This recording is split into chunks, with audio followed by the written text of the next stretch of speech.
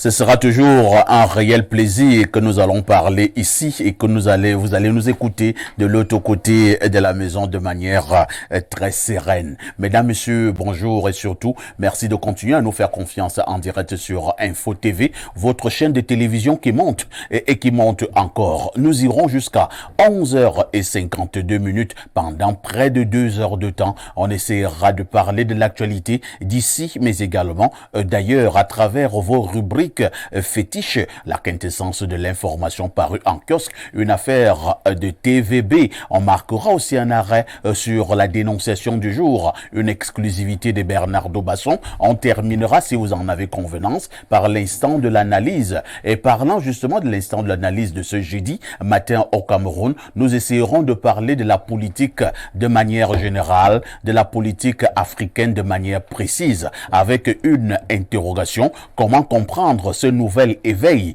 venant de certains pays africains? Si vous êtes connecté sur le canal 307, sur Canal Plus International, vous avez fait le meilleur choix. De toutes les façons, le meilleur est à venir. Sentez-vous d'ailleurs des téléspectateurs privilégiés. On commence par accueillir nos invités qui répondent déjà pour la plupart présents. Je commence par la dame, Madame Antoinette Ekwan. Bonjour. Bonjour Papa Yessé, bonjour à mes copanélistes que je retrouve toujours avec beaucoup de bonheur, et surtout je voudrais saluer le PDG de cette télévision qui monte comme tu le dis. Cette chaîne de télévision qui voilà, monte. Cette chaîne et qui monte encore. Et qui montera un peu plus. Je suis très heureuse toujours de me retrouver là. Je voudrais saluer toutes les téléspectatrices et les téléspectateurs pour ce moment d'échange que je trouve toujours assez revitalisant. Oh oui. Voilà, j'y arrive à la fin. C'est l'essentiel.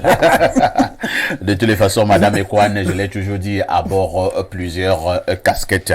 Elle est enseignante, elle est syndicaliste. Madame Ekwan, merci d'être là ce matin. Ben oui, c'est moi qui te remercie parce que une invitation faite par Espace Miné est toujours un privilège. Mais l'étiquette que je préfère le plus, je suis syndicaliste.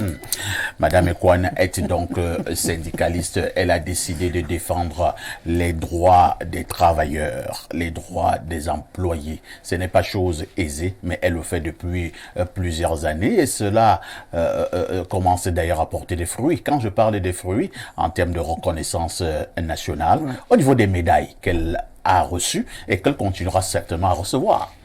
Oui, certainement, j'ai déjà reçu toutes les médailles d'honneur de travail, le vermeil, argent et or. Maintenant, le chef d'État, de manière spéciale, et comme tu le dis si bien, a reconnu ce que nous faisons humblement et nous a octroyé aussi la médaille du mérite camerounais. Donc, nous sommes au service de notre État, nous sommes au service de notre nation et nous faisons tout pour que nous essayons quand même d'apporter notre petite pierre à l'édification de cette nation que nous voulons grande. Merci Madame Ekwan d'être là ce matin. En face de Madame Ekwan, on va accueillir le sucre national. Bernardo Basson, bonjour. Bonjour El Perfecto, bonjour à tous les co-disputants ce matin, bonjour à tous ceux qui nous reçoivent chez eux. Hier, alors que je partais de l'émission sur le chemin, j'ai rencontré un jeune homme qui était très souriant et qui m'a transmis ses amitiés. Je veux les lui rendre aujourd'hui. Il s'appelle Monsieur Abega et il m'a dit que son frère qui est de côté de Douala, Monsieur Mbondo, également nous regarde tous les matins. Donc j'ai pensé à leur dire bonjour spécial ce matin et je les remercie toujours pour les amitiés et la sympathie qu'ils me témoignent sans cesse malgré mes quelques sorties de piste. De toutes les façons, je vous suggère d'en avoir de moins en moins. On peut quand même s'accorder sur le fait que j'en fais de moins en moins. Bernardo Basson est donc là, c'est notre invité permanent. Bernardo, ce matin, ce jour, c'est la journée internationale au mondial de quoi? Nous sommes le 31 août, c'est la journée internationale de lutte contre les overdoses. Waouh. Oui.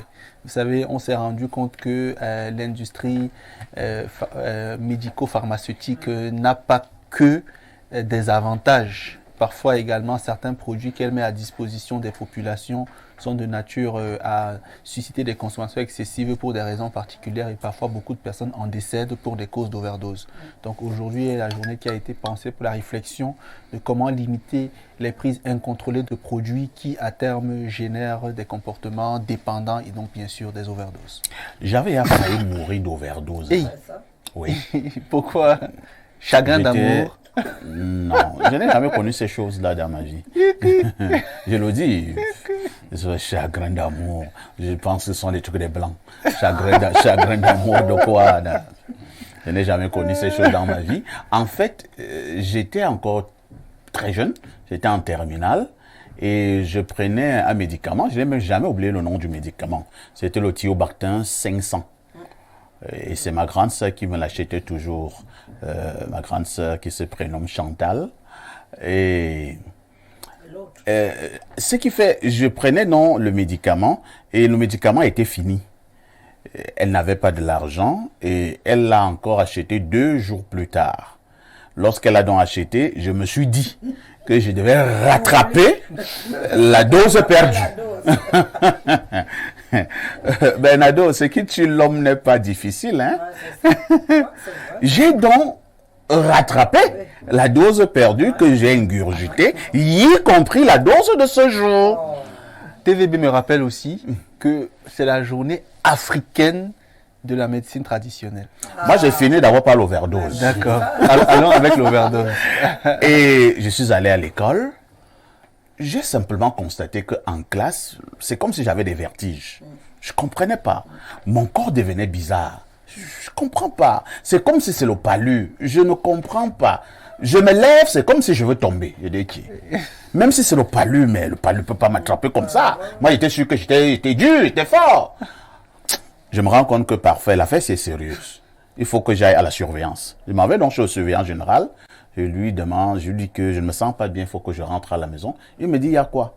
Et je lui explique. Et le surveillant s'écrie, il dit, mais c'est pas possible. Mais jeune homme, tu veux te tuer? On m'a mis rapidement dans le véhicule. On m'a conduit à l'hôpital. Bernardo, j'arrivais à l'hôpital, je voyais il y a flou. Mais vraiment, les médecins sont forts. Hein. Quand on a expliqué aux médecins, il m'a justement encore donné seulement d'autres médicaments, rapidement. Au bout, par exemple, de 45 minutes, tout était revenu presque à la normale. Et si on ne le faisait pas, Bernardo, et c'est ce que je ne pouvais même plus tenir, même 40 minutes, je passais de vie à trépas. Donc, quand vous parlez de l'overdose, là, je sais de quoi il est question.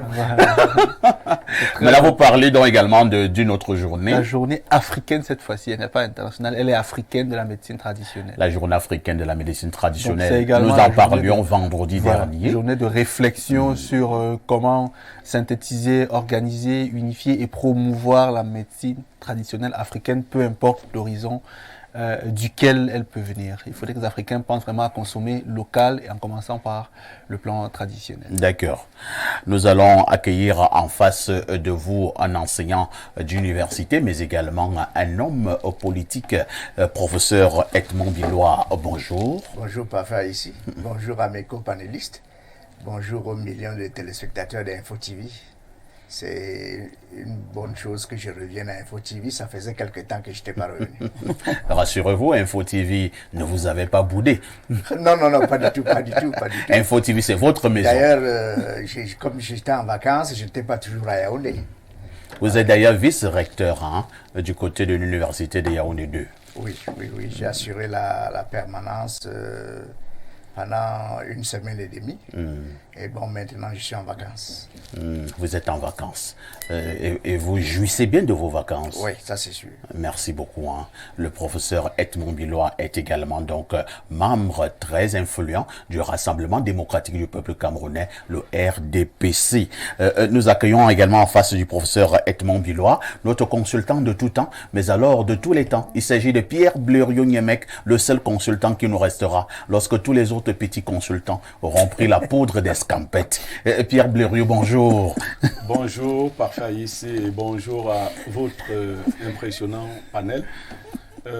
Pour ceux qui ne le savent pas, moi je suis un pur produit des écoles camerounaises et des universités camerounaises. On dira bravo. Et l'un de mes maîtres, qui ne sait pas qu'il a été mon maître, c'est le professeur Edmond Bilois. Ah bon? Il ne sait pas qu'il a été mon maître. Parce que quand j'entre à l'université, c'est l'une des têtes de proue du département de LLGA, linguistique et langue africaine. Voilà. À côté d'un oncle à moi, professeur Bitia Kodé. Oui, c'est ça. Voilà. Qui était mon camarade de classe. Voilà. J'ai donc fait en optionnel, on appelait ça comme ça, linguistique des langues africaines. Et le professeur Bilois nous donnait l'unité d'enseignement et il avait un jeune apprenant qui était un doctorant, Makasso. Oui, Makasso. Il est chercheur au ministère de la Recherche. D'accord. Oui. Qui nous tenait en TD et lui il nous donnait. Donc j'étais là en optionnel, je venais pour tout. L'optionnel à l'époque c'était toutes les autres filières des étudiants venant de différentes filières qui avaient choisi une autre filière pour eux. Je m'étais donc intéressé à la linguistique des langues africaines. Et je vous assure, j'avais été impressionné par le bilinguisme du professeur. Il est hyper bilingue. Je me demandais s'il était camerounais. Bon, c'est un linguiste. Et il nous apprenait. Vous croyez que c'était un Sud-Africain? Il ressemble bien au Sud-Africain aussi. Hein. Je peux encore vous dire qu'à l'époque, il était encore très bel homme. Il n'est pas allé, hein? Non, quand je le souligne, à notre époque, on pouvait le dire sans craindre que les LGBT viennent nous... je le dis encore aujourd'hui. Il était aussi un peu plus jeune. Oui, mais c'était la coqueluche. J'avais la trentaine à l'époque. Voilà. C'était la coqueluche. Quand on le voyait arriver, il nous parlait un anglais un peu trop américain. J'étais impressionné, quoi. Donc, je lui rends hommage. Et depuis que je le vois, je ne le lui avais pas dit. Non, je ne savais pas. Ça fait donc partie des maîtres qui nous ont formés. Voilà, donc, ça, c'est très important de le reconnaître. Hein, et beaucoup d'émotions sur un plateau de télévision. Que vous vous retrouviez en face de votre ancien enseignant. C'est formidable. Et que vous puissiez le reconnaître. Parce qu'il y a également une classe de petits ingrats qui ne savent pas reconnaître que tel m'a enseigné. C'est pas que la honte. Non, s'il était un mauvais enseignant, j'allais l'attaquer de front. Parce qu'il avait d'autres collègues dans mon département d'origine de philosophie. Si je rencontre l'un d'entre eux sur un plateau, je vais lui dire des choses pas. Et moi, je ne permettrai pas. Non, si on se rencontre, quelqu'un va quitter le plateau. Vous allez le faire quelqu'un va quitter le plateau. Non, vous savez, les enseignants d'université, c'est le sommet de la connaissance. Tout à fait. Soit ils vous forment, soit ils vous déforment. Tout à fait. Ils produisent en vous quelque chose de toutes les façons. Et moi, je le dis vraiment la main sur le cœur. J'ai beaucoup d'admiration pour la connaissance. Parce que vous voyez, les plateaux de télé cachent des choses. Et j'ai eu la curiosité de lire quelques-uns de ces articles. Donc, c'est un grand savant, même si on ne le dit pas tout le temps. Maintenant, vous savez, les choses du RDPC sont souvent compliquées. Là, c'est un autre débat. Donc, merci. Hein, oui. 2 personnes. Allons-y. Il y a des gens qui me joignent souvent à travers Messengers et autres. Et quand je réponds très spontanément, ils se disent que non, c'est un faux profil. Oui, c'est possible. Oui, c'est un faux profil. Blériot-Niemek que je vois à la télé, c'est bien vous, je ne sais même plus ce que je dois faire. Donc, Abraham Grégory, un jeune garçon, je lui dis bonjour. Il aura la preuve ce matin que c'est bel et bien vous. Il sait qu'il converse avec le mauvais Blériot. Et puis, Aboubakari Amadou de Garoua, je leur dis bonjour à tous les deux. Vous savez ce que je réponds souvent à certains qui hésitent également, et qui ont du mal à croire que c'est bel et bien parfait ici. Je leur dis, là, vous devez être prudent. Vous ne l'êtes pas. Mais quand vous tombez même sur le vrai parfait ici, c'est là que vous montrez votre prudence. Parfois, ici, il faut reconnaître qu'il y a des faux profils. Mais en même temps aussi, Et comme il y a dès des que faux vous devenez- profils, on peut aussi vous devenez comprendre. un personnage public Tout à fait. qui a une certaine réputation et renommée. Il y a des gens qui peuvent créer des faux profils. Tout à fait. Beaucoup. Mais moi, ce qu'il faut savoir de moi, c'est que je réponds instantanément aux écrits qu'on me fait et avec une certaine politesse, comme si je m'excusais d'ailleurs et tout le reste. Donc, c'est moi quand vous voyez. Maintenant, si vous avez quelqu'un un jour qui vous demande de l'argent, avec le nom de Bélion Niémé, ça ne peut jamais être moi. Donc, s'il y a une affaire où il y a l'argent, où on positionne des gens, vraiment, On donne de l'emploi aux on gens. donne de l'emploi, on voyage. Dès que vous voyez ça, ce n'est pas Niémé. C'est ça. Merci Et la beaucoup. citation du jour. La citation de ce matin. Même si tu penses avoir travaillé tout seul, tu ne seras vraiment heureux que si tu récoltes avec les autres. On peut reprendre. Même si tu crois avoir travaillé tout seul, tu ne seras vraiment heureux que si tu récoltes avec les autres. On peut expliquer. Bien évidemment, vous connaissez beaucoup qui disent souvent je me suis fait tout seul. Oui, oui, Self-made. oui. Au fond même, ça n'existe Ça pas. n'existe pas. Quelqu'un qui s'est fait tout Tout seul. seul. D'une certaine manière, quelqu'un vous a poussé. La nature a été favorable, et ainsi de suite. Mais même si vous avez cette pensée, ne pensez pas que la récolte, c'est pour vous seul. Le bonheur, c'est de partager le bonheur. Le bonheur, c'est de créer le bonheur chez les autres. Même si vous êtes bâti tout seul, je ne manque pas souvent de penser qu'en grande partie, moi-même, je suis quelqu'un qui s'est fait. Presque seul. On ne se fait pas tout seul. Mais j'invite tout le monde à ma table pour partager les fruits de la réussite. Tout à fait. Voilà. Il faut Même les Bantous le disent. Hein. Les C'est ça. Bantous le disent, tu peux tuer seul. On parle d'animaux.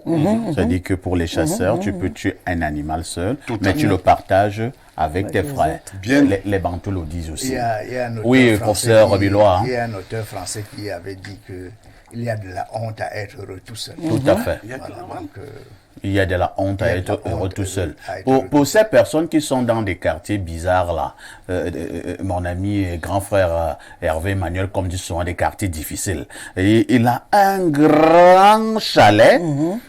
Et à côté de lui, il y a des toute la taudis. misère. Les gens ont de la peine à Toute la avoir un grain de misère. riz. Mais c'est même honteux. Il y a une certaine honte à être heureux tout seul. bien Ça, entendu. c'est vrai. Lorsqu'on a dit cela, je prends un premier verre d'eau. TVB, bonjour. El Perfecto, bonjour. Bonjour à votre riche et impressionnant panel ce matin. C'est un honneur pour moi d'être entouré des grands esprits et vous me permettez de rendre hommage à ces grands professeurs, plus précisément au professeur qui est sur le plateau, parce que j'ai pour habitude de l'écouter attentivement, de manière magistrale. Il faut dire que c'est la bonne graine et ça fait c'est un honneur pour moi d'être autour de ces grands esprits, parce que vous savez que lorsque vous voulez être grand, il faut être autour des grands esprits. Il C'est faut clair. côtoyer les grands également de temps en temps. Ce matin, je ne vais pas saluer la police municipale, les agents de la police municipale. Je suis très remonté contre ces agents de la police municipale. Vous savez que c'est le 9 août 2022 que le chef de l'État, Paul Biya, avait fixé les modalités d'exercice de la police municipale fait. à travers un décret. Oui. Alors ce décret disait, ou alors dit, parce que le décret existe toujours dans son alinéa, dans son article 2, alinéa 1, que la police municipale a pour objet d'assurer le bon ordre, ainsi que la sûreté, la tranquillité, la sécurité et la salubrité publique sur le territoire de la commune ou de la communauté urbaine. Malheureusement, ce que nous observons sur le terrain, c'est que la police municipale, ou alors les agents, beaucoup plus la brigade des motos, ne respectent pas l'article 2 et sont là pour instaurer le désordre. Parce que lorsque vous arrivez au niveau de la poste de contrôle, c'est le désordre. Il est difficile, vous me permettez de citer cet endroit-là, il est difficile lorsque vous venez à l'émission, par exemple, si vous êtes invité à Espace Miné, de traverser, de partir de l'hôpital de Foulane jusqu'au carrefour. Et Foulane, vous pouvez faire sensiblement 10 minutes. Parce qu'en fait, il y a un contrôle et c'est un désordre total. On a comme l'impression que les agents de la police municipale, plus précisément la brigade des motos, qui sont par ailleurs des anciens mototaximens, ont perdu le nord. Premièrement, ils interpellent le motoman, eux-mêmes ils ne sont pas habillés. C'est-à-dire qu'ils fonctionnent comme... TVB, Oui. pour votre Un gouvernement, bandit. ce Oui. n'est pas la police municipale. Il n'y a pas encore la police municipale au Cameroun. Voilà. Le décret est là. Voilà. Il n'y a pas encore, il y a des bandits, Voilà. il y a des anciens creuseurs de rats, des anciens cueilleurs de vin de palme des villages des maires. Quand vous lisez ce que le chef de l'État a écrit, il faudra du temps. Ils n'ont même pas... Yoko Nana se débrouille encore, Oui. il est le premier à se débrouiller. Oui. Mais il n'y a pas de... au titre de ce décret-là, C'est le décret. il n'y a pas de police municipale au Cameroun parce que la formation qu'on attend le niveau requis, le texte, c'est l'un des plus beaux textes. Bien sûr. Bon, c'est troubadour que nous rencontrons là. C'est pas la police municipale. Mais qui les met en route, cela? Bien évidemment, Merci. les maires. De toutes les façons, on a suivi votre Oui, dénonciation. Je pense que nous y reviendrons de Bien manière sûr. un peu plus claire. Vous allez en parler à Bernardo en off. Bien sûr. Et on prendra cela comme dénonciation dans quelques jours. Je pense que cette affaire de police C'est important. municipale reste une affaire importante, comme le dit Madame Ekwan. Bien sûr. TVB, El Perfecto. que disent les journaux? Les journaux qui sont disponibles en kiosque ce matin présentent pas mal d'actualités. Nous ouvrons donc cette revue de presse avec le journal Info Matin qui nous amène à la découverte de cette école. Cette école qui a été inaugurée hier. Les portes de cette école sont donc désormais ouvertes. Il s'agit bel et bien du groupe scolaire bilingue Saint-Christophe. Éducation de base, voici le groupe scolaire bilingue Saint-Christophe, présidé par le ministre de l'Éducation de base, professeur Laurent Serge Etunzingwa. L'inauguration de l'impressionnant complexe maternel et primaire a eu lieu à Ebol-Modjom ce 30 août au lieu dit Nkwabang, banlieue de la capitale, située dans l'arrondissement de Nkola-Famba, département de la Mefou et à Famba. Cérémonie fort courue et riche en sons et en couleurs, en présence du ministre chargé de mission à la présidence de la République, Philippe Mbargamboa, des parlementaires, personnalités diverses et variées, populations militantes et militants du Rassemblement démocratique du peuple camerounais venus célébrer l'enseignement en cette veille de rentrée scolaire. L'établissement privé laïque dont le promoteur est le très discret Joël Kouemo, un Camerounais opérateur économique et ministre conseiller spécial du Premier ministre centrafricain, est parrainé par le ministre du Commerce Luc Magloire Marga Tangana, chef de la délégation permanente départementale du comité central grande élite de la Mefou et Afamba et 10 fils de l'arrondissement. Le journal Info Matin nous permet donc de découvrir ce jour cet établissement scolaire qui surplombe le quartier Nkwabang et qui a été bien accueilli par les populations de ce quartier en cette veille de rentrée scolaire. Le Témoin parle également de cette même actualité. Groupe scolaire bilingue Saint-Christophe de Nkwabang, les portes ouvertes pour une rentrée effective. Je déclare officiellement ouvert le groupe scolaire bilingue Saint-Christophe des Bol-Modjom dans l'arrondissement de Nkola-Famba. Tels sont les propos tenus hier par le ministre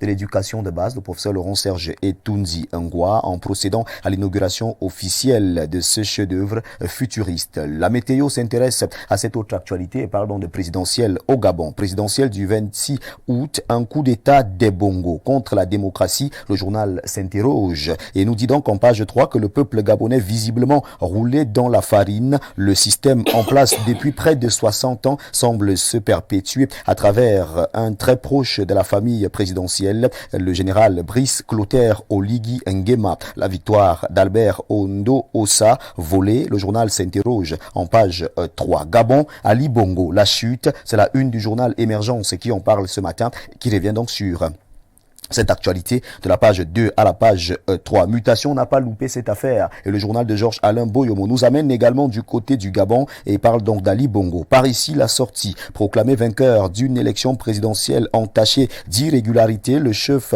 de l'État gabonais a été renversé par des militaires après 14 ans de pouvoir. L'économie de Thierry Ekouti, qui est en kiosque, s'intéresse donc à la situation économique du Gabon après ce qui se passe de ce côté. Gabon, tout est à refaire. D'énormes risques présents sur l'économie du pays suite à la crise politique. L'analyse et de l'impact sur le marché financier de la CEMAC par Harvest Asset Management, de la page 4 à la page 5. Cette analyse vous est donc présentée ce matin. Intéressons-nous à la préparation du budget 2024 avec le journal Cameroun Tribune. Le quotidien bilingue gouvernemental présente ici les directives de Paul Biya. De la page 4 à la page 7 de ce journal, on nous fait savoir que dans la circulaire signée hier, le président de la République donne 7 axes autour desquels les acteurs de la chaîne budgétaire devront travailler pour élaborer le projet de loi de finances. Il s'agit entre autres de la mise en œuvre des grands projets de première génération, du renforcement de la cohésion sociale et du processus de décentralisation. Le jour d'Aman Mana parle de Yaoundé, alerte sur la consommation des drogues dures avec la circulation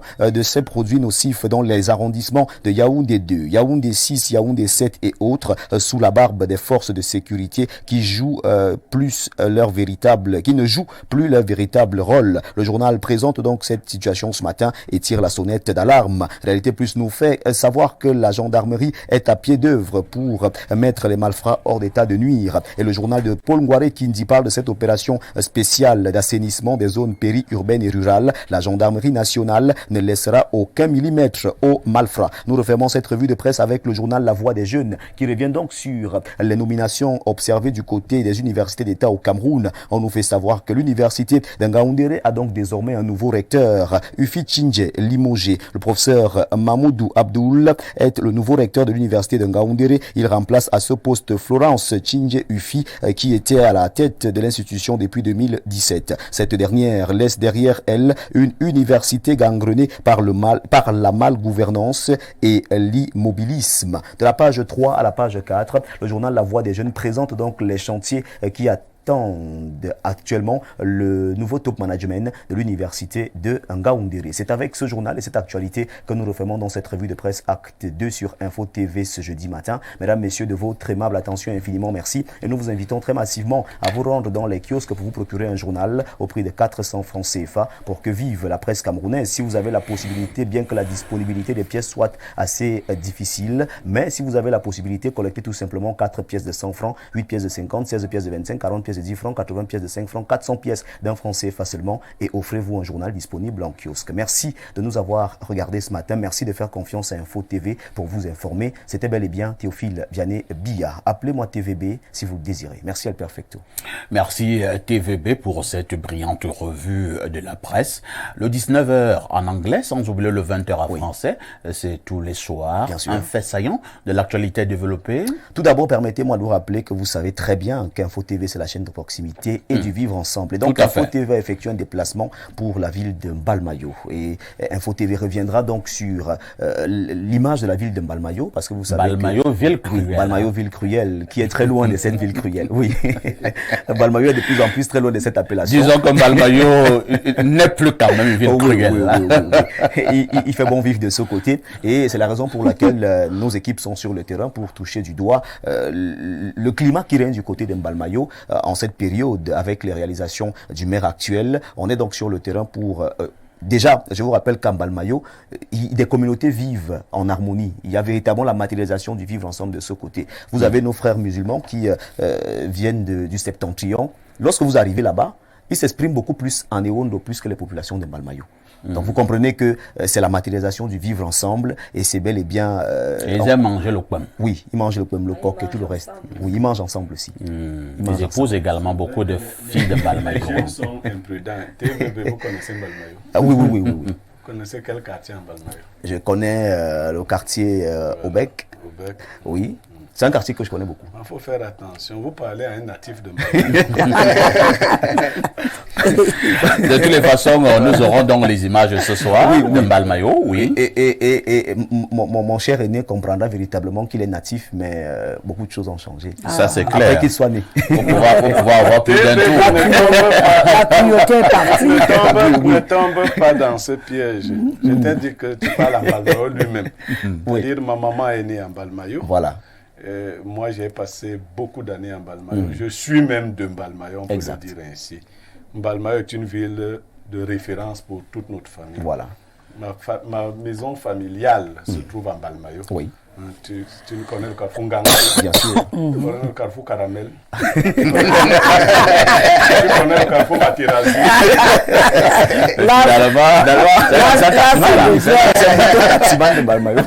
Merci beaucoup. Mbalmayo est une belle ville avec le travail du maire Zamba, qui est là depuis déjà plus d'une vingtaine d'années. Bien sûr. Il a transformé, la première chose qu'il a fait de très marquante en Mbalmayo, il a transformé le marché de Mbalmayo. On appelle ce marché, vous connaissez comment?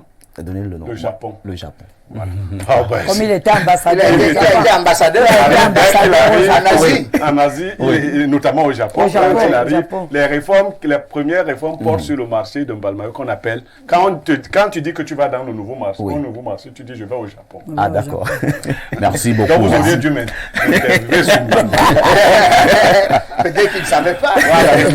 Bien des choses au maire de la ville de Mbalmayo, le maire Zamba Tamba, Oui. que je connais également très bien. C'est un monsieur qui a une grande maîtrise de la décentralisation. De la décentralisation. Si vous voulez maîtriser la décentralisation, il faut de temps en temps vous rapprocher du maire Zaramba. Il y a également un autre maire à Yaoundé qui maîtrise également cette affaire de décentralisation.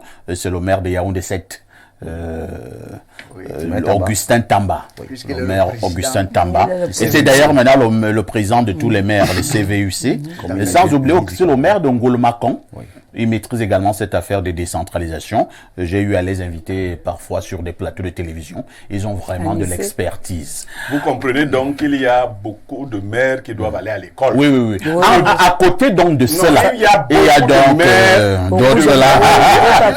de la décentralisation, professeur. Oui, tout à fait. Il faut qu'ils soient formés. Il faut Parce qu'ils que soient beaucoup formés. sont dépassés par les C'est important. événements. Quand je le dis souvent, ainsi on croit que c'est injurieux, beaucoup de nos maires ne méritent même pas d'être chefs de bloc. C'est-à-dire parce qu'ils ne savent pas ce que c'est. Merci beaucoup. On va permettre à TVB de se retirer. C'est TVB, perfect, oui. à demain 10h. Avec le même plaisir pour la dernière de la semaine. Et ce sera pour la dernière sortie. Et par moment, la fin d'une chose vaut mieux que son commencement. C'est biblique. Oui. Lorsque TVB nous livrait la revue La Presse tout à l'heure, il y a une actualité, ou deux, qui nous ont attiré. D'abord, cette forte actualité qui a eu lieu hier. C'était justement du côté d'après Nkwaba, au lieu du Eboal Modjom, où on a eu l'inauguration du groupe scolaire bilingue Saint-Christophe. Et c'était en présence de plusieurs hautes personnalités. La cérémonie était présidée par le ministre de l'Éducation de base, le professeur Laurent-Serge Etunzingwa. Il était également assisté par le ministre du Commerce, Luc Magloire Bargatangana, sans oublier cette autre haute personnalité, ministre chargé des missions à la présidence. Il s'agit de Philippe Mbargambois. Les députés, sous-préfets, le maire d'Onkola Famba était présent. Bref, c'était un bal de haute personnalité. De ce côté, groupe scolaire bilingue Saint-Christophe, l'inauguration, on le dira donc jamais assez, a bel et bien eu lieu hier. La rentrée scolaire sera effective de ce côté à partir de lundi prochain, 4 septembre 2023. Chapeau, félicitations aux promoteurs de ce groupe scolaire bilingue Saint-Christophe. Il faut aussi retenir avec Aman Mana, le grand frère, le jour de ce jour nous fait comprendre qu'il y a alerte sur la consommation des drogues dures. Je commence par Antoinette Ekwan. Yaoundé, alerte sur la consommation des drogues dures. C'est dangereux là. C'est très dangereux. Ça fume dur. Parfait, c'est très dangereux. Et surtout si on lit les deux actualités, l'ouverture d'un établissement scolaire de haut gamme, de haute qualité. Et nous sommes à la veille de la rentrée. Nos enfants vont retrouver le chemin de l'école. Et à côté, il y a cette déviance, cette dérive maintenant de consommation de cette drogue dure. J'ai même été informé qu'il circule déjà de la cocaïne, vraiment comme si on était en Amérique latine. Donc, en Colombie? Oui, en Colombie, les gens arrivent, les jeunes arrivent déjà à se procurer de la cocaïne. Donc, c'est vrai, la rentrée est là, mais nous, les parents, nous devons quand même être inquiets pour nos enfants qui vont reprendre le chemin de l'école avec cette alerte. Oui, cette recrudescence vraiment des drogues. Mais comment faire? Et quand Vianney présentait, il disait les forces de l'ordre ne font plus leur travail. Mais je me dis, est-ce que ce sont les forces de l'ordre seules qui doivent faire ce travail? Je pense que l'alerte est communautaire. L'alerte interpelle toute la société. Donc, si les forces de l'ordre, on ne dénonce pas, on ne met pas à la disposition des forces de l'ordre l'information, il serait difficile pour les forces de l'ordre vraiment de véritablement faire leur travail. Donc, je voudrais simplement interpeller ici les parents que nous sommes, les communautés que nous sommes, pour que nous soyons aussi des structures de veille, des structures qui attirent l'attention. Parce que 9 mois, nos enfants vont sortir des maisons et ils seront beaucoup plus dans les rues, ils seront beaucoup plus dans les établissements qu'à la maison. Donc vraiment, c'est une alerte qui me fait vraiment assez flipper, comme disent certaines personnes. Merci beaucoup, Madame Antoinette Ekwan. Professeur Edmond Bilois, ça tombe bien, vous qui êtes justement pédagogue, enseignant d'université. C'est vrai que je n'ai pas fait un sondage, mais j'ai la nette impression, même qu'actuellement, à l'université, je ne dirais pas que les étudiants ne prennent pas de la drogue, mais j'ai la nette impression, ce n'est qu'une impression, qu'elle est un peu plus consommée, paradoxalement même, au niveau du secondaire. Comment expliquer cette montée en puissance de la drogue au Cameroun et notamment au niveau des grandes agglomérations?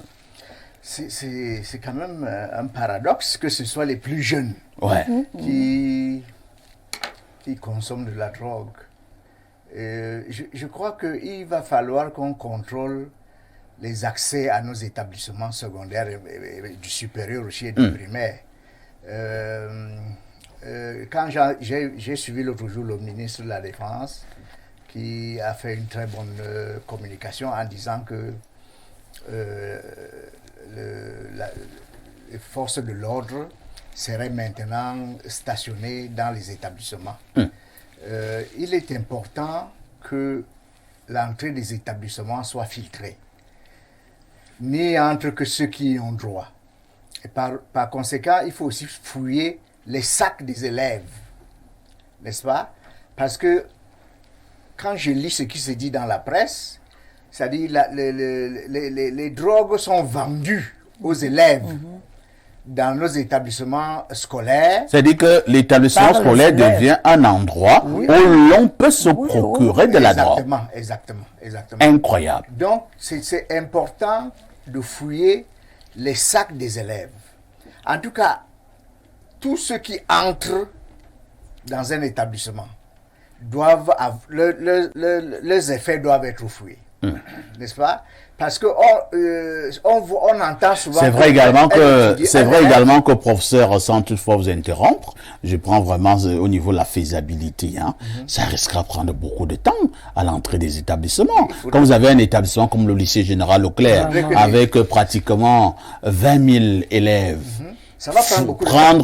Tous les matins pour fouiller les sacs. Première chose, il faut avoir beaucoup de personnel pour le faire. Deuxième chose, il faut que les élèves arrivent très tôt à l'école. Parce que non seulement, parfois, dans ces sacs, il y a de la drogue. Et il y a des objets dangereux. Il y a des couteaux, parce que vous entendez qu'un élève a poignardé son camarade. Ou son enseignant. Comment peut-il être entré avec un couteau dans le sac? Ce n'est pas normal.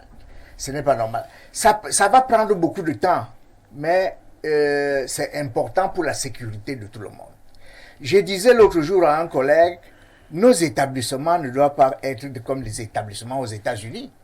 De temps en temps, on entend qu'un étudiant a fusillé, a tiré sur ses camarades, a abattu un de ses enseignants, etc., etc. Donc, si on y prend garde, on ne sera pas tellement éloigné des États-Unis, n'est-ce pas? Donc le prix à payer, ça ne doit pas nous effrayer. Ça ne doit pas nous effrayer. Très bien. Et je disais justement à un collègue que c'est une bonne chose que le ministre de la Défense ait dit ça, mais il doit aussi penser à l'enseignement supérieur. Il doit penser à l'enseignement supérieur. Et justement, il faut attirer l'attention de ceux qui nous gouvernent pour leur dire que ce qu'on entend par police campus dans nos universités, les effectifs sont minables. Les effectifs sont minables. C'est-à-dire que quand vous avez 30 000 étudiants sur le campus et vous avez peut-être 60 éléments de police campus, qu'est-ce qu'ils peuvent faire? Ils sont débordés. Ils sont totalement débordés. Ils sont totalement débordés. Et le jour où ça va arriver, on sera tous surpris. On va dire, mais comment cela est-il arrivé? Depuis qu'on tire sur la sonnette d'alarme, on ne prend pas les mesures qui s'imposent. Depuis qu'un enseignant avait été tué au lycée de Nkolbison. Un jeune enseignant de mathématiques. Qu'est-ce qu'on a fait? Depuis qu'un étudiant a été poignardé dans un lycée à Douala. Qu'est-ce qu'on a fait? Il faut augmenter les effectifs, n'est-ce pas? Ça va prendre beaucoup de moyens, mais il ne faut pas que 20 personnes décèdent parce qu'on a voulu économiser les moyens. Très bien. Merci, professeur, pour ces propositions concrètes que vous faites à l'endroit de ceux qui sont chargés en décider. Pierre Blériot-Niamec, nous ne faisons que notre travail de manière très régulière ces derniers mois. Nous parlons de cette montée en puissance de la consommation de la drogue et autres stupéfiants. Nous avons la nette impression que c'est devenu un phénomène de société au Cameroun. La rentrée scolaire, c'est dans quelques jours.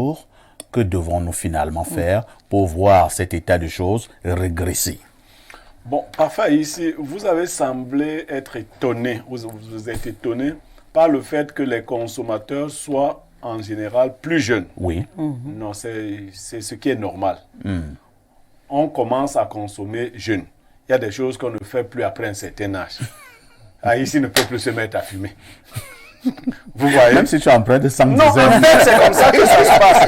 Il y a un âge qui est comme un âge d'incubation à ce genre de choses. Si vous réussissez à faire en sorte que votre enfant traverse ces différents moments d'incubation, après, parce que l'enfant est attiré par une certaine forme de curiosité. Et il tombe dans les plus facilement. Bon, maintenant, la proposition du professeur, elle est assez difficile, mais on peut la transformer. En fait, la sécurité doit s'adapter à l'environnement. Vous voyez? Des fouilles systématiques tous les matins ne sont pas réalisables. Mais des fouilles sporadiques, inopinées, sont beaucoup plus efficaces. Oui. Parce que le bandit réfléchit aussi avant vous. Oui, c'est ça qu'on conjoint tous les matins. Tous les matins, les gars ont des techniques pas possibles. Ils peuvent s'organiser. Moi, j'ai été enseignant de lycée. Ils s'organisent de telle sorte que si on fouillait pour d'autres choses, les couteaux à l'époque et tout, les enfants viennent le matin avec des sacs normaux. Mais quand ils sortent à la récréation de 10 heures, ils vont se ravitailler. Ils se ravitaillent. Vous imaginez ça? Donc vous devez encore... Et comme ils ont le droit de se retrouver hors du portail, pour une raison ou pour une autre, vous devrez recommencer donc la fouille. On va fouiller après chaque 2 heures de temps. Vous ne pourrez... Mais par contre, si vous apparaissez au pif dans les salles, et c'est ce que le bon gendarme, le bon policier font, pas les policiers ou les mauvais gendarmes, qui veulent fouiller systématiquement tous les véhicules. Si vous voyez un groupe de policiers ou de gendarmes qui le font, c'est des malhonnêtes. Dans la sécurité, on ne peut pas fouiller systématiquement tout le monde. Mais le flair du policier, du gendarme, vous amène à cibler. Vous voyez? Si vous décidez de fouiller Tunkwabang, il n'y aura pas de circulation. Quelquefois, je vois quelques bandits qui sont en chasuble se tenir à 6 heures du matin, bloquer la route parce qu'ils veulent fouiller toutes les voitures. Non. Si vous êtes vraiment venu faire un travail de sécurité, il y a des indices qui vous poussent à aller vers certains véhicules. Très bien. Et vous le faites donc comme ça. Vous entrez dans certaines classes parce que il faut aussi avoir des éléments. Les chefs de classe de l'époque jouaient de double rôle. Mais au-delà de ça, parfois ici, il faut savoir utiliser certains éléments de renseignement dans les salles de classe et les protéger. Le problème ici, parfois ici, je vous dis que la fraude corrompt tout.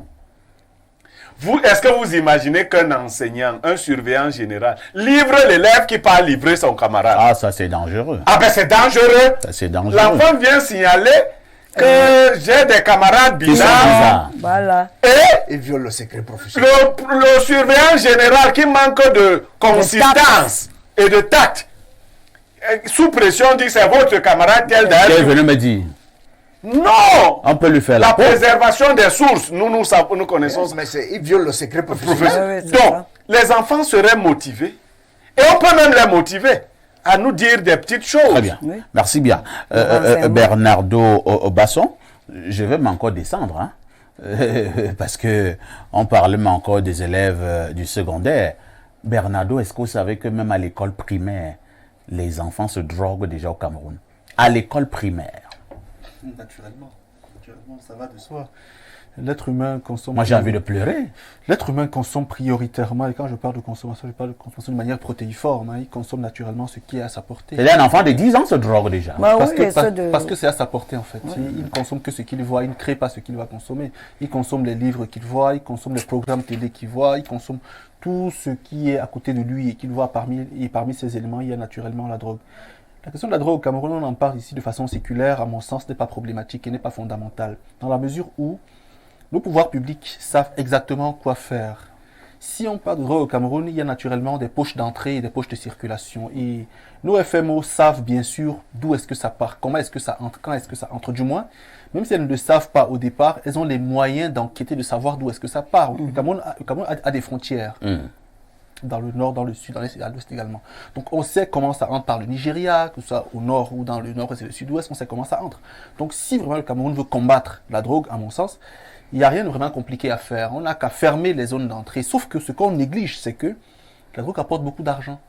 Donc il y a des personnes qui, parfois haut placées, parfois bassement placées, se servent de cette drogue-là pour avoir beaucoup d'argent. Il y a également des revendeurs qui gagnent beaucoup d'argent. Donc c'est compliqué de vouloir combattre un système les dealers. alors qu'on en profite, vous voyez. Donc ça, pour moi, c'est du saupoudrage élastique.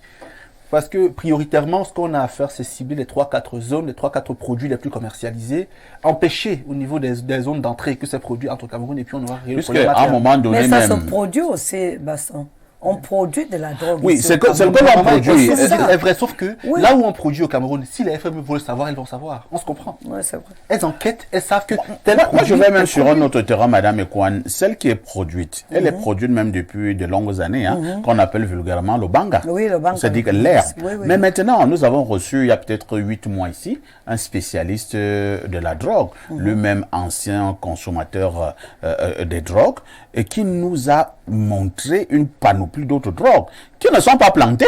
C'est-à-dire que c'est pas de l'herbe, Pas de l'herbe, c'est plutôt oui. et des comprimés, Et des et des comprimés, oui, ceci, le et ce sont ces tramadol. choses-là donc qui sont La cocaïne, importées, oui, oui, oui. et ainsi de suite. Donc, peut-être il faut commencer à bloquer à ce niveau. Au niveau même du banga dont on parle, j'ai même l'impression, c'est encore une impression, qu'il n'est même plus trop à la mode.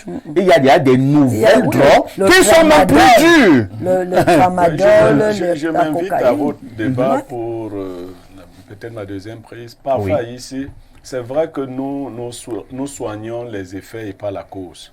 Sans justifier la consommation des drogues et autres constitue des exutoires. On en a déjà longuement On parlé. en a longuement parlé ici. Vous ne pouvez pas avoir une société qui ne donne même pas des espaces de jeu et de divertissement à la C'est ça jeunesse. aussi. On en a longuement parlé. Comment vous pouvez imaginer parfois ici qu'un Société enfant grandisse, il n'est étouffe. jamais allé dans une salle de cinéma. Voilà, Pour c'est jouer au tout. football, il doit monter sur la chaussée de votre quartier. C'est-à-dire, ces enfants ont une énergie. Quand on est enfant, on a beaucoup d'énergie. On veut faire sortir cette énergie. Les espaces il n'y en a pas du tout. Et là, c'est dangereux. Ceux du village, au moins, vont au champ et en travaillant. Oui. Les jeunes de la ville se divertissent. Où? Ce n'est pas sérieux. C'est très bien. Vous parlez des mères, non? Ce n'est pas sérieux. Vous entendrez, tel a acheté, il a peint les vieux tracteurs, les vieux Caterpillar, il dit que j'ai acheté voilà les trucs. Il n'y a pas d'espace de vie.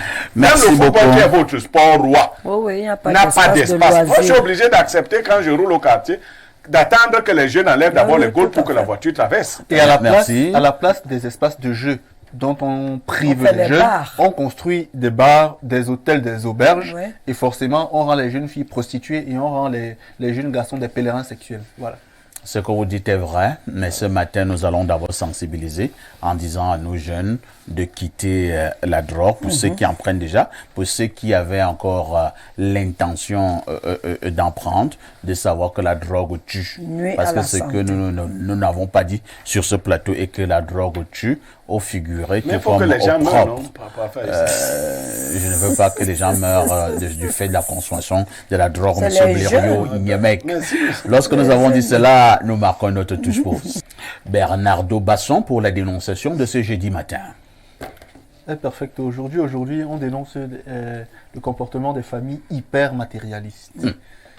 Un jeune homme de votre profession d'ailleurs a rencontré une jeune fille il y a quelques années avec qui il s'est lié d'amitié, ils sont devenus compagnons et ils ont eu un enfant. La maman de la jeune fille est consciente de ce que le jeune homme est le père de l'enfant. Le papa de la jeune fille également, ses frères et sœurs également. Mais la jeune fille, parallèlement, a rencontré un homme en tenue avec qui elle a une autre liaison. Et elle a choisi de donner la paternité de l'enfant à l'homme en tenue au détriment de votre confrère, alors que tout le monde sait bien que c'est son enfant. Donc, c'est un cas que je souhaitais que des mineurs soulèvent aujourd'hui, afin de condamner les familles qui systématiquement, entre guillemets, au nom de l'argent parfois, arrachent les enfants à certains. Ils sont complices de ce fait pour les donner à d'autres. Donc l'homme en tenue a plus d'argent que le journaliste. Oui. C'est pas parfait ici, c'est pas le journaliste parfait ici. Faut pas. Parce que toi, l'homme en tenue, il y a beaucoup d'hommes en tenue. quel que soit l'homme en tenue, ce n'est pas le journaliste. Je préfère de parler en détail. Ok, Madame Kouane. On va regarder parler des hommes en tenue. Madame Kouane, je vous passe la parole. Oui, disons que la dénonciation est pertinente et ça devient récurrent. Parce qu'il y a des familles vraiment qui ont fait de leurs filles des trophées à vendre. Des vaches à lait. Oui, voilà. Et donc, on ne voit plus, ce n'est pas toujours l'intérêt de la jeune fille, mais c'est l'intérêt familial. Qu'est-ce que ma fille me rapporte? Qu'est-ce que nous en tirons? Voilà. Et donc, quand on est déjà dans cette perspective, naturellement, les parents vont faire des écarts parce que ça, c'est un crime. Attribuer la paternité à un autre, d'un enfant à un autre. Moi, je pense que c'est un crime. Parce que, en grandissant, cet enfant, on ne sait pas ce qui peut arriver. Et il y a des situations assez cocasses où, en grandissant, des rencontres incestueuses se font. Donc, moi, je pense qu'il faut que les communautés, il faut que les familles reviennent à l'orthodoxie. C'est-à-dire mettre la morale ou l'éthique dans les familles, parce que maintenant on est dans les placements économiques. On n'est plus dans dans la construction. Le mot est dur, hein? Non, ce sont des placements économiques. C'est des placements économiques. Par exemple, quand Basson dit c'est parce que l'autre est un homme en tenue. Ça suppose qu'il a les moyens au détriment d'un journaliste qui n'a pas grand-chose. Le diable par la queue. Vous comprenez que le choix... Vous comprenez que le choix est vite fait. Donc, c'est des placements économiques. Et ces placements économiques, généralement, n'apportent pas que du bonheur. D'ailleurs, que ce soit à la jeune fille et même plus tard à la famille. Donc, il faut revenir à l'orthodoxie. Il faut revenir à l'orthodoxie, professeur Edmond Bilois. Mais pour le cas d'espèce, quand même, la jeune fille semble seule dans son film Bernardo. Est-ce que le papa de la jeune dame et la maman ils veulent quand même que ce soit le journaliste qui puisse... Alors, ils ne veulent pas? Non, c'est la famille. Est complice voilà, et est consentante. Y compris la jeune fille. Y compris la jeune Voilà. fille. D'accord. Oh, d'accord. Ça veut dire que Madame Ekwan a la meilleure analyse. Oui. Ok, je vous passe la parole, Placement professeur. économique. Bon, dans une affaire comme celle-là, c'est la fille qui détient la vérité. C'est elle qui sait effectivement qui est le père de l'enfant. Et si elle a donné l'enfant à celui qui n'en est pas le père, c'est extrêmement grave. C'est extrêmement grave. Donc, on peut même dire qu'elle a même induit ses parents en erreur. Elle a induit ses parents en erreur en leur faisant croire que c'est plutôt l'homme en tenue qui en est le père, alors que tout le monde ne connaissait que le journaliste.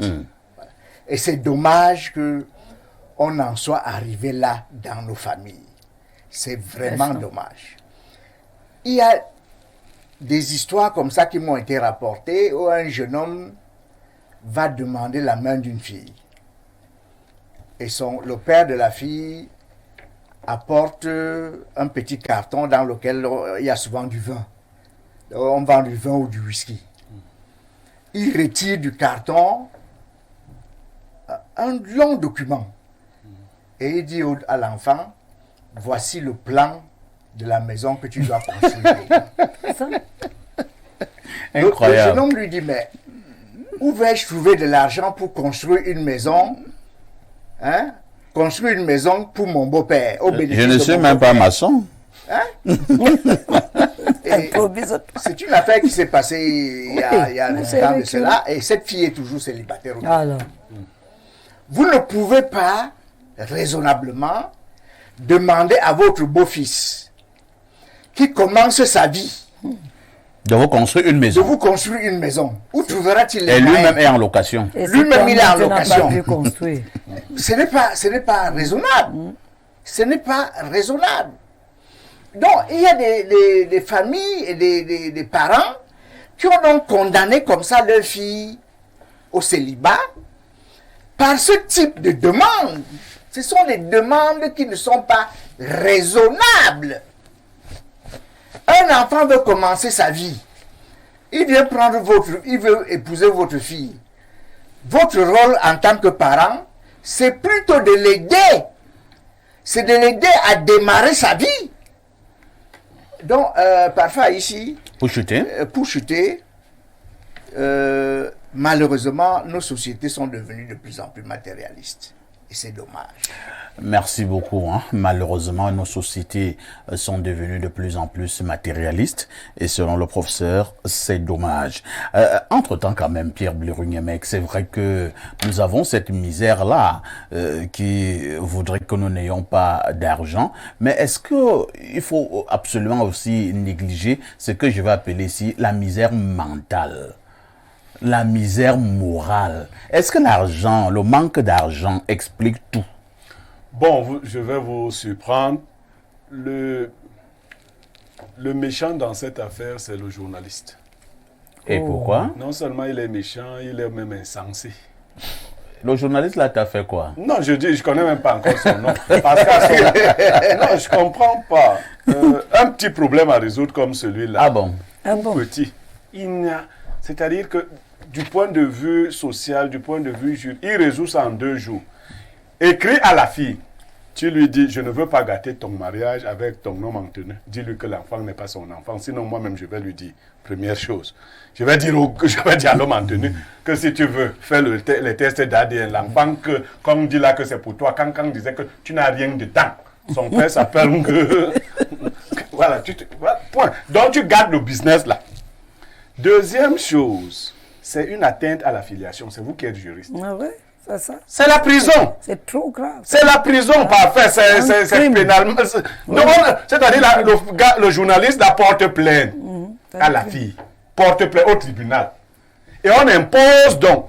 Lui, il dit que la fille et lui savent qu'il est l'auteur de cette grossesse. Et que par mauvaise foi, la fille veut attribuer son enfant à quelqu'un d'autre.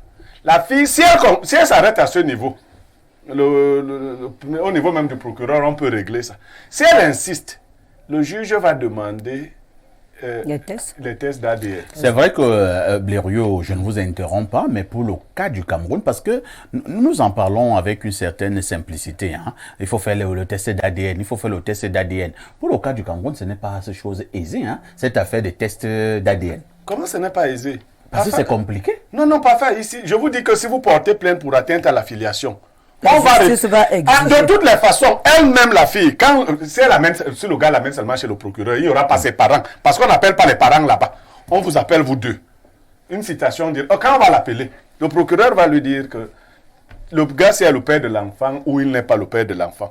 Parce que si après on découvre qu'il est le père de l'enfant, vous savez ce qu'elle va commencer à dire?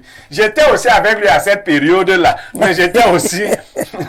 donc, je ne sais pas, je veux dire que si c'est... Et avec 2 personnes la même période. Les choses de la Vous pensez que 2 c'est beaucoup, hein, madame et quoi? Si on en a encore 2, c'est bien. Maintenant, il y a autre chose aussi. Maintenant, ça c'est du point de vue traditionnel.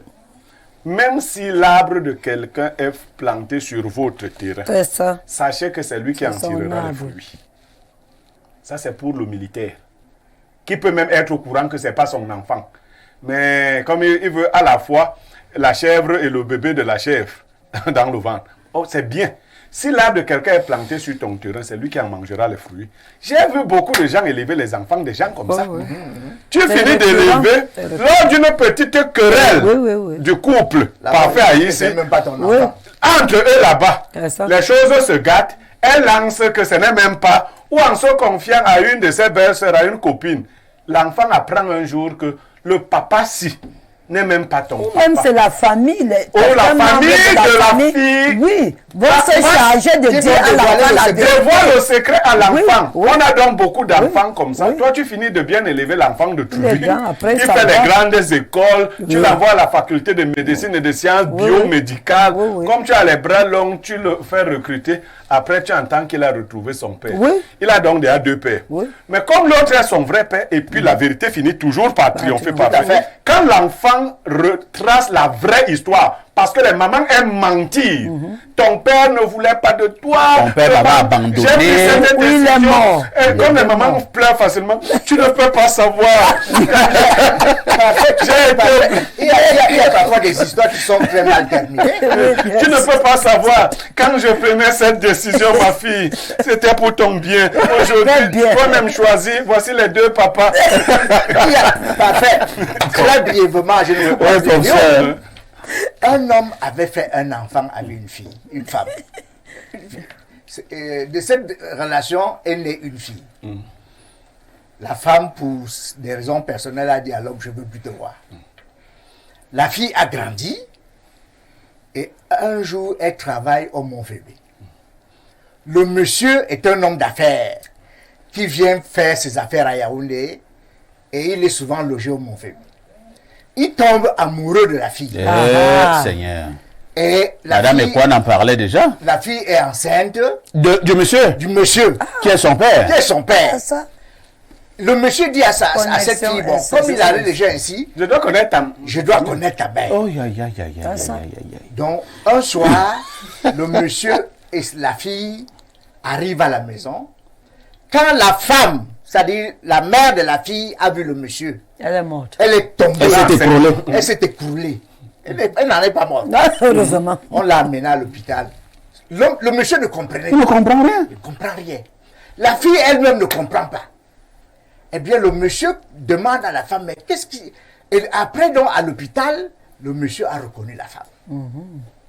Qui était son ancienne petite. Son ancienne petite. Qui lui avait arraché un enfant. Et qui lui avait arraché Qui avait l'enfant. caché l'enfant. Et la femme passe aux aveux en disant que cette fille qui est enceinte de toi, Aïe, aïe, aïe. c'est ta fille. Aïe, aïe, aïe. Regardez donc. Vous voyez, scandale. c'est une véritable catastrophe. Beaucoup de femmes qui sont là dans les foyers ont donné les enfants des autres à leur mari. Et il y en a même qui font même avec la complicité des maris. C'est-à-dire le type sait que les enfants si. Il y en a qui trouvent une femme avec les enfants. Oui, bien Oui, sûr. ça arrive. Non, qui décident que vous aviez déjà un père avec des noms. Je vous prends, je change même Oui, vos noms. d'autres changent même les noms. Oui, il prend la femme, ça, il ça prend arrive. les enfants, il change les noms. Les enfants deviennent ses enfants. Si c'était Un enfant qui s'appelait Kam Choueng, et commence à s'appeler Ateba. Tu vois? Ainsi de Donc ils suite. deviennent, très souvent c'est les petits qui font ça. Ah bon, comme le second sont les petits, c'est facile. J'entends dire des autres là. Comme les petits, c'est bon, comme ça. Elle est devenue Ateba. Donc on prend ton enfant, il devient un boulot de sang-méliment, alors que toi tu n'es pas. Bon, voilà, ce genre, et vous savez, les femmes, je ne Ce sais. genre de milieu, J'ai l'impression ce n'est pas que bien. lors de la colère, Madame Ekwan, vous êtes ici, mais vos petites sœurs, vos sœurs, Vos filles. vos égales, même vos mères, quelquefois j'ai l'impression que le diable pique le cerveau de la femme quand elle est fâchée. Elle fait des choses qu'aucun être normal ne peut faire. Le diable joue l'ondoshi dans le L'ondoshi. cerveau. La femme est la seule personne qui a parlé à la fois avec Dieu et le diable. Voilà. Une fille Et quand la femme parlait avec le diable, l'homme était endormi. On ne sait pas Avec ce Dieu, que... l'homme était endormi. Avec le Parce diable, l'homme que, était ici, endormi. une femme m'a dit dernièrement qu'elle avait remis les enfants d'un homme à un autre homme parce qu'elle voulait le mariage. J'ai dit, c'est pas possible. C'est-à-dire, elle lui a arraché. Basson te fait les enfants. Tu arraches à Basson ses enfants. Tu les donnes cadeaux. Ah non. Entiers. C'est-à-dire, ils ne sont pas dans le ventre. L'autre même, c'est dans le ventre. Tu les donnes debout. Mais il y a aussi dans la Permettez à permettez également c'est un sorcier. Permettez à Basson également de coller un mot. C'est vrai que c'est lui qui a livré la c'est lui qui a amené l'affaire. Mais il peut quand même aussi coller un mot. Basson, on ira au pas de course. Hein. La situation a été posée, mais le procès a même failli nous faire pleurer tout à l'heure avec cette autre histoire qu'il a aussi racontée en direct. Nous parlons, nous rions, mais parfois il y a des conséquences terribles. Le regard juridique et le regard social peuvent être posés ici. Sur le plan juridique, si le monsieur veut attaquer la femme, signe avec là, j'ai atteinte à la filiation, article 341 du Code pénal, parce qu'on considère que chaque enfant a le droit de connaître son parent. Et si un des parents use de manœuvres pour dissimuler la connaissance du parent par l'autre enfant, ce parent peut être pénalement responsable et donc condamné sur la base de l'article 341 du Code pénal camerounais, atteinte à la filiation. Non, il a bien relevé. Sur le plan social, plusieurs raisons peuvent expliquer cela. Sur le plan culturel, s'il faut que je commence par là, chez nous on dit qu'on ne bagarre pas pour l'enfant. Donc si un enfant est en train de prendre notre chemin, tu sais qu'il finira par te retrouver, tu restes patient, tu attends, parce que des fois quand vous bagarrez pour un enfant, on finit par dire que vous le divisez en deux. Chacun reste avec une part et l'enfant finit par décéder. Mais sur le plan social, il faut noter que les femmes sont souvent tellement attirées par l'argent qu'elles en deviennent hystériques, stupides et même folles. Globalement, dans les familles, lorsqu'une femme parle à son enfant, c'est pour son propre intérêt à elle. Quand l'homme parle à l'enfant, c'est pour le bien de la famille. Faites le constat. Les femmes aiment tellement se victimiser et se rassurent dans leur discours de faire en sorte que les enfants prennent fait et cause pour elles. Leurs discours sont censés les femmes se passent le temps à vouloir noircir les victimiser et les rendre... victimiser. Ta femme est ménagère, c'est toi qui travailles. Tes enfants font les études aux États-Unis. Ta femme réussit à raconter à tes enfants qu'elle vendait le caramel, c'est elle qui les envoie aux États-Unis. Je me dis, quand une femme parle, c'est pour son propre intérêt. Quand une femme éduque l'enfant, c'est pour elle. Quand l'homme éduque l'enfant, c'est pour la famille. Donc, dans un tel cas, pour moi, il n'y a pas beaucoup de problèmes. Le monsieur n'a qu'à attendre. S'il veut vraiment l'enfant, il dit à la fille, je veux mon enfant. S'il estime qu'il peut encore prendre le temps, qu'il attende. Mais personnellement, pour moi j'aime d'abord tellement les enfants. Que si j'ai fait... Si on t'arrache un enfant, tu es prêt à mourir. Bon, prêt à mourir, non. Prêt à tout faire. Parce qu'on ne bagarre pas pour l'enfant. Mais prêt à tout faire pour le récupérer. Moi, on ne peut pas m'arracher l'enfant. Techniquement, hein. Mais si tu veux faire les problèmes, non, je vais te faire du mal. Non, ça, il n'y a même pas de... Je ne dis même pas... Il a la bête. Pas besoin. Non, si vous êtes géniteur d'un enfant, vous êtes capable d'enter votre enfant jusqu'à ce qu'il revienne chez vous. Ça, c'est un tic-tac. Ça, ce sont vos histoires de sorcellerie. Non, c'est le contexte où la jeune fille fait des enfants. Elle n'est pas mariée. Ici, j'habite mon enfant. Il est constamment malade. Tu dépenses l'argent, l'enfant ne guérit pas. Mais tu fais du mal Dès qu'il arrive chez son père, là, tu fais du mal. Maintenant, tu fais du mal à ton enfant. Tu vas te fatiguer. Parce que l'enfant ne connaît pas le père. Ce n'est pas la faute de la mère connaît. La mère connaît. Oui, pour être équilibré, il faut aussi reconnaître que il y a des hommes il y a aussi qui des prennent hommes, une femme. La femme vient avec les enfants et il dit à la femme, je vais éduquer tes enfants comme si c'était les miens.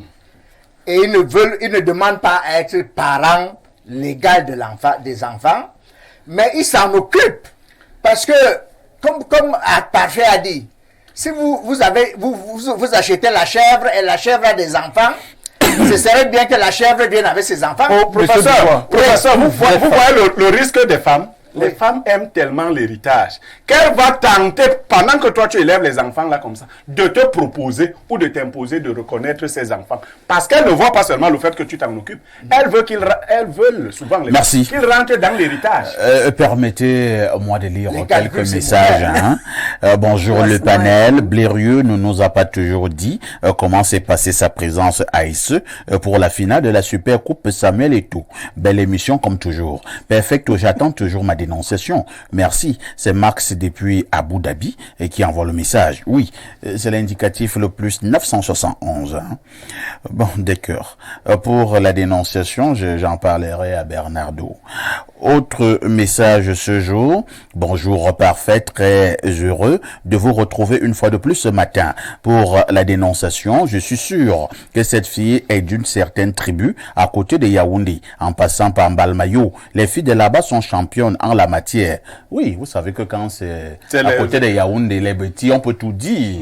C'est facile. Mais tant que c'est dit pour les autres là. Ce n'est pas vrai. Et s'il faut Ce n'est pas vrai. s'il faut répondre, c'est qu'il y a de l'ex- Voilà. Maintenant, Bernardo nous dit que c'est pour dire la vérité, la fille est de l'Est. Et toutes les tribus font ça. Tout le monde le fait. Ce sont les filles de Yaoundé Les qui filles font ça. Bassa font ça. Non. Les filles Bamileke font ça. Ah, tu as dit ça? Non, j'ai pas dit ça. Les filles Bamou Non. font ça. Ça, c'est un discours de haine. Voilà. Non, C'est un discours de haine. Non, ce n'est pas un disons discours de que- haine, c'est pour non, être équilibré. Oui. Ça, c'est la chose. On ne veut pas l'équilibre. C'est la chose la mieux partagée. Professeur. C'est la chose la mieux Professeur. partagée. Et il faut dire les filles bêtises. Quand tu dis les filles bêtises, c'est bon. Là où il y a Mais ne dis pas d'autres filles. Mais il n'y a pas de. C'est pas que les petits au Cameroun. Mais il y a que les filles bêtises qui font ça. Betty qui nous escroque. Et il n'y a que les filles bêtises qui escroquent. Non, pas du tout. Non, les filles bamileke escroquent pas. Ah, bah, j'ai pas dit ça. Elles ne sont pas des femmes. Les filles bamileke n'escroquent pas. Ce sont les filles bêtises qui escroquent. Le temps à piler. C'est la chose la mieux partagée du Cameroun. Voilà. Tout le monde est dedans. Donc, ce ne sont pas seulement les femmes bêtises. Monsieur Et il Gilbert, continue, le gars continue vraiment même dans les insultes. Il dit les filles de là-bas, c'est l'élégance et la beauté dans le sang, mais à Djomo Yok et Bamba et Biassé, C'est pas vrai. là c'est bon. Mais vous savez que Monsieur Gilbert, bientôt vous allez me retrouver. On va vous taxer de haineux. On va lire notre message. Hein. Bonjour El Perfecto et aux invités, c'est Hugo et qui disait que la grande erreur de notre temps, cela a été de pencher, j'ai dit même de courber l'esprit des hommes vers la recherche du bien matériel. Il faut relever l'esprit de l'homme, le tourner vers la conscience, vers le beau, le juste et le vrai, le désintéressé et le grand. Perfecto, c'est bien connu. Ici, on marie rarement deux amoureux, mais on rapproche toujours deux familles. C'est Loric qui envoie le message. C'est bien dit.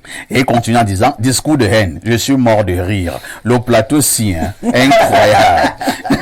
Autre message ce jour, bonjour les boss du micro. Les femmes sont tellement cupides et dangereuses que toutes les divisions des familles sont souvent issues d'elles. Il faut prier pour nos sœurs et mamans. C'est Harris de Yaoundé qui envoie le message. Autre préoccupation, bonjour à vous sur le plateau. Et dans le cas où l'homme qui est le vrai père n'a pas le temps, Julien depuis Douala qui envoie le message. Ça se fait quoi? Moi, je sais pas de quel temps on veut parler, Ou bien Julien. ne s'occupe pas de l'enfant. Bien, c'est le temps de l'enfant.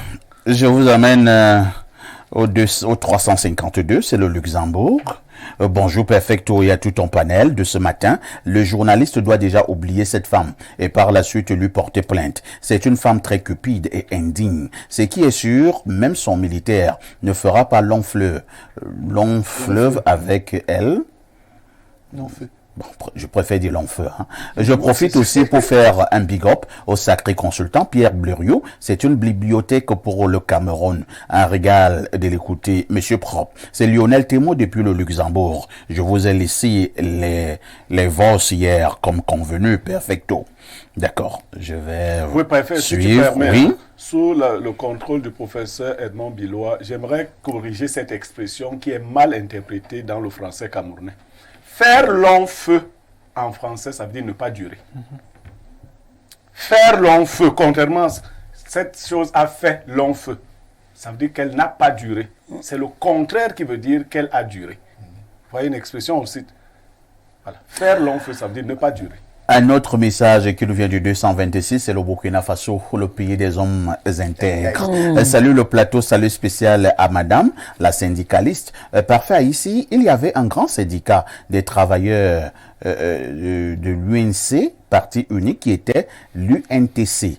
Oh, Niemek, qui est né dans la vieille ville Mbalmayo, de son nom botanique Mbalmayo. Oh, souvenir.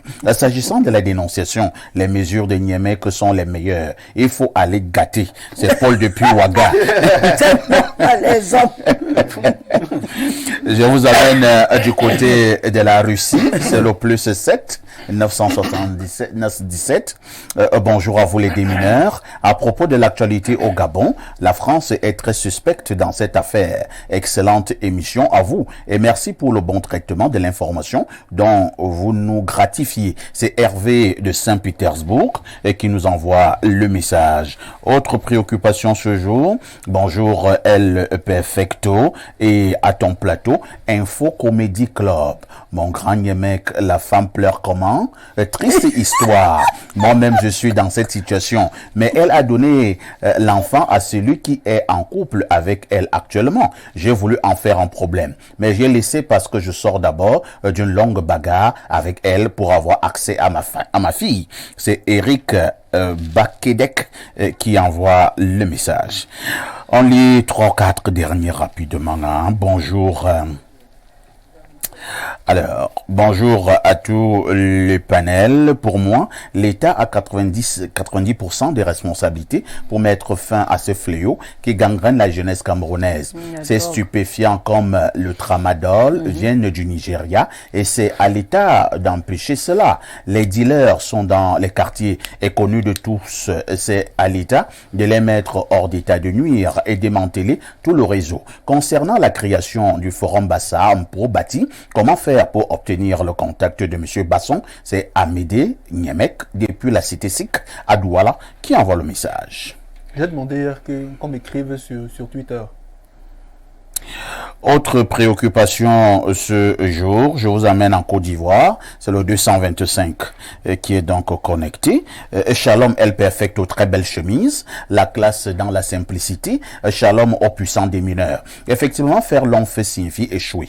La dénonciation confirme sans embâche que la cause principale de la délinquance juvénile, c'est la délinquance sénile, précisément parentale. Les parents de cette fille sont des délinquants cupides et qui sont proches de détruire la vie de leur enfant. Feu Gérard Leclerc, éminent journaliste français, a dit ceci: la réussite des enfants est le fruit de la volonté des parents. Solution, le journaliste doit lutter pour son enfant. Bonne émission à vous, l'afro-optimiste JJ et Guy d'Abidjan.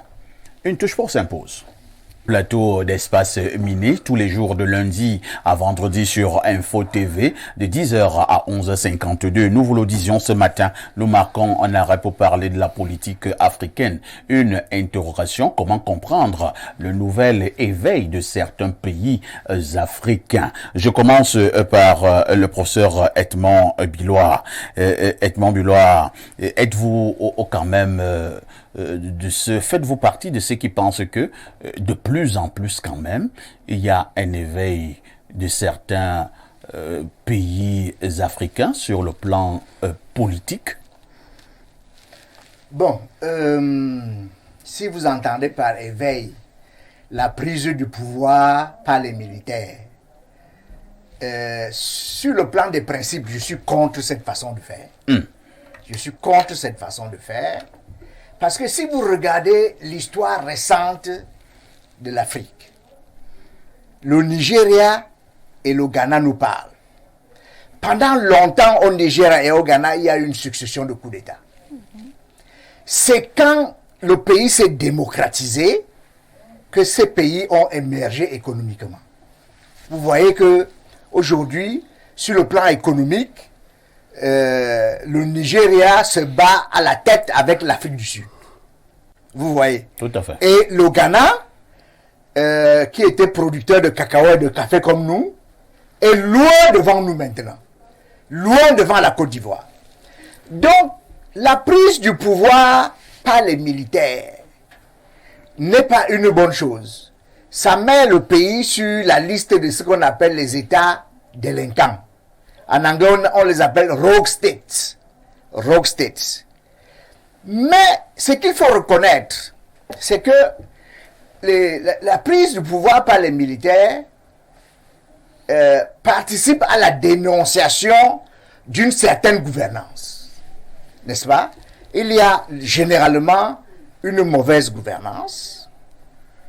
Et cette gouvernance-là est telle que quand les militaires prennent le pouvoir, la population se réjouit.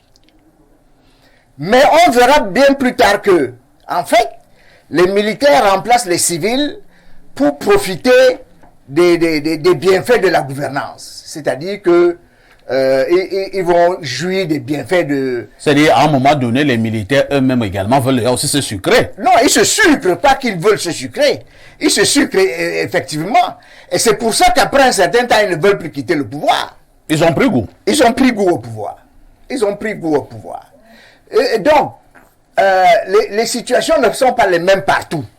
Vous voyez? On en parlera tout à l'heure pour voir si les situations sont les mêmes partout. Par exemple, au Niger, le président qui est victime d'un coup d'État, c'est lui qui avait été démocratiquement élu. Bazoum. Bazoum, il n'y a pas eu de problème à son élection. Maintenant, au Gabon qui est à côté de nous, les militaires disent que l'élection était entachée de fraude. N'est-ce pas? D'accord. Ils doivent donc aller jusqu'à la fin de leur logique. Si l'élection est entachée de fraude, ils doivent organiser une autre élection. Cette fois-ci, sans fraude. Vous voyez? Mais depuis qu'ils ont... alors, si l'élection a eu quelques soucis, on recommence peut-être à compter les voix. On a vu ça dans certains autres pays, que ce soit africains, même occidentaux. On repasse au décompte et on voit qui a gagné. Les militaires au Gabon se soucient très peu de qui a gagné ou qui n'a pas gagné. Ah bon? Parce que s'ils se souciaient du résultat de l'élection, soit ils passeraient encore au décompte des voix, soit ils promettraient au peuple gabonais et au monde entier une prochaine élection, cette fois-ci, qui ne serait pas entachée de fraude. Et donc, pour moi, je suis contre la prise du pouvoir par les armes. D'accord. Je suis contre la prise du pouvoir par les armes. Parce que si les gens ne sont pas d'accord sur la façon dont le pays est géré, ils critiquent, on en parle, et de manière démocratique, on arrive à développer le pays. C'est ce qu'on a fait au Ghana, c'est ce qu'on a fait au Nigeria. Aujourd'hui, le Nigeria est une économie en pleine croissance, le Ghana également. Les militaires ne se sont plus attardés au pouvoir. Ils ont laissé le pouvoir aux civils. Donc, je suis sur le plan des principes. Si c'est ça que vous appelez éveil, c'est un mauvais éveil. C'est un mauvais éveil. Parce que la prise du pouvoir par les militaires ne peut pas être appelée un éveil. Parce que l'expérience a montré que ces militaires ne prennent pas le pouvoir au profit du peuple. Merci beaucoup. C'est à leur propre profit. Merci beaucoup, c'est compris.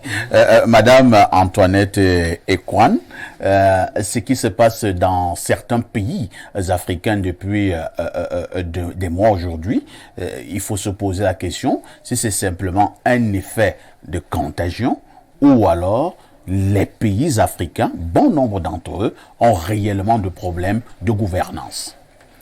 Mais j'ai beaucoup aimé la chute du professeur parce que moi-même, dans la formulation... Et parce que c'est un éveil, c'est un mauvais éveil. De cette problématique m'a posé des problèmes. Parce que quand vous dites comment comprendre le nouvel éveil de certains pays africains, si l'éveil est la prise de pouvoir par les militaires, il est questionnable.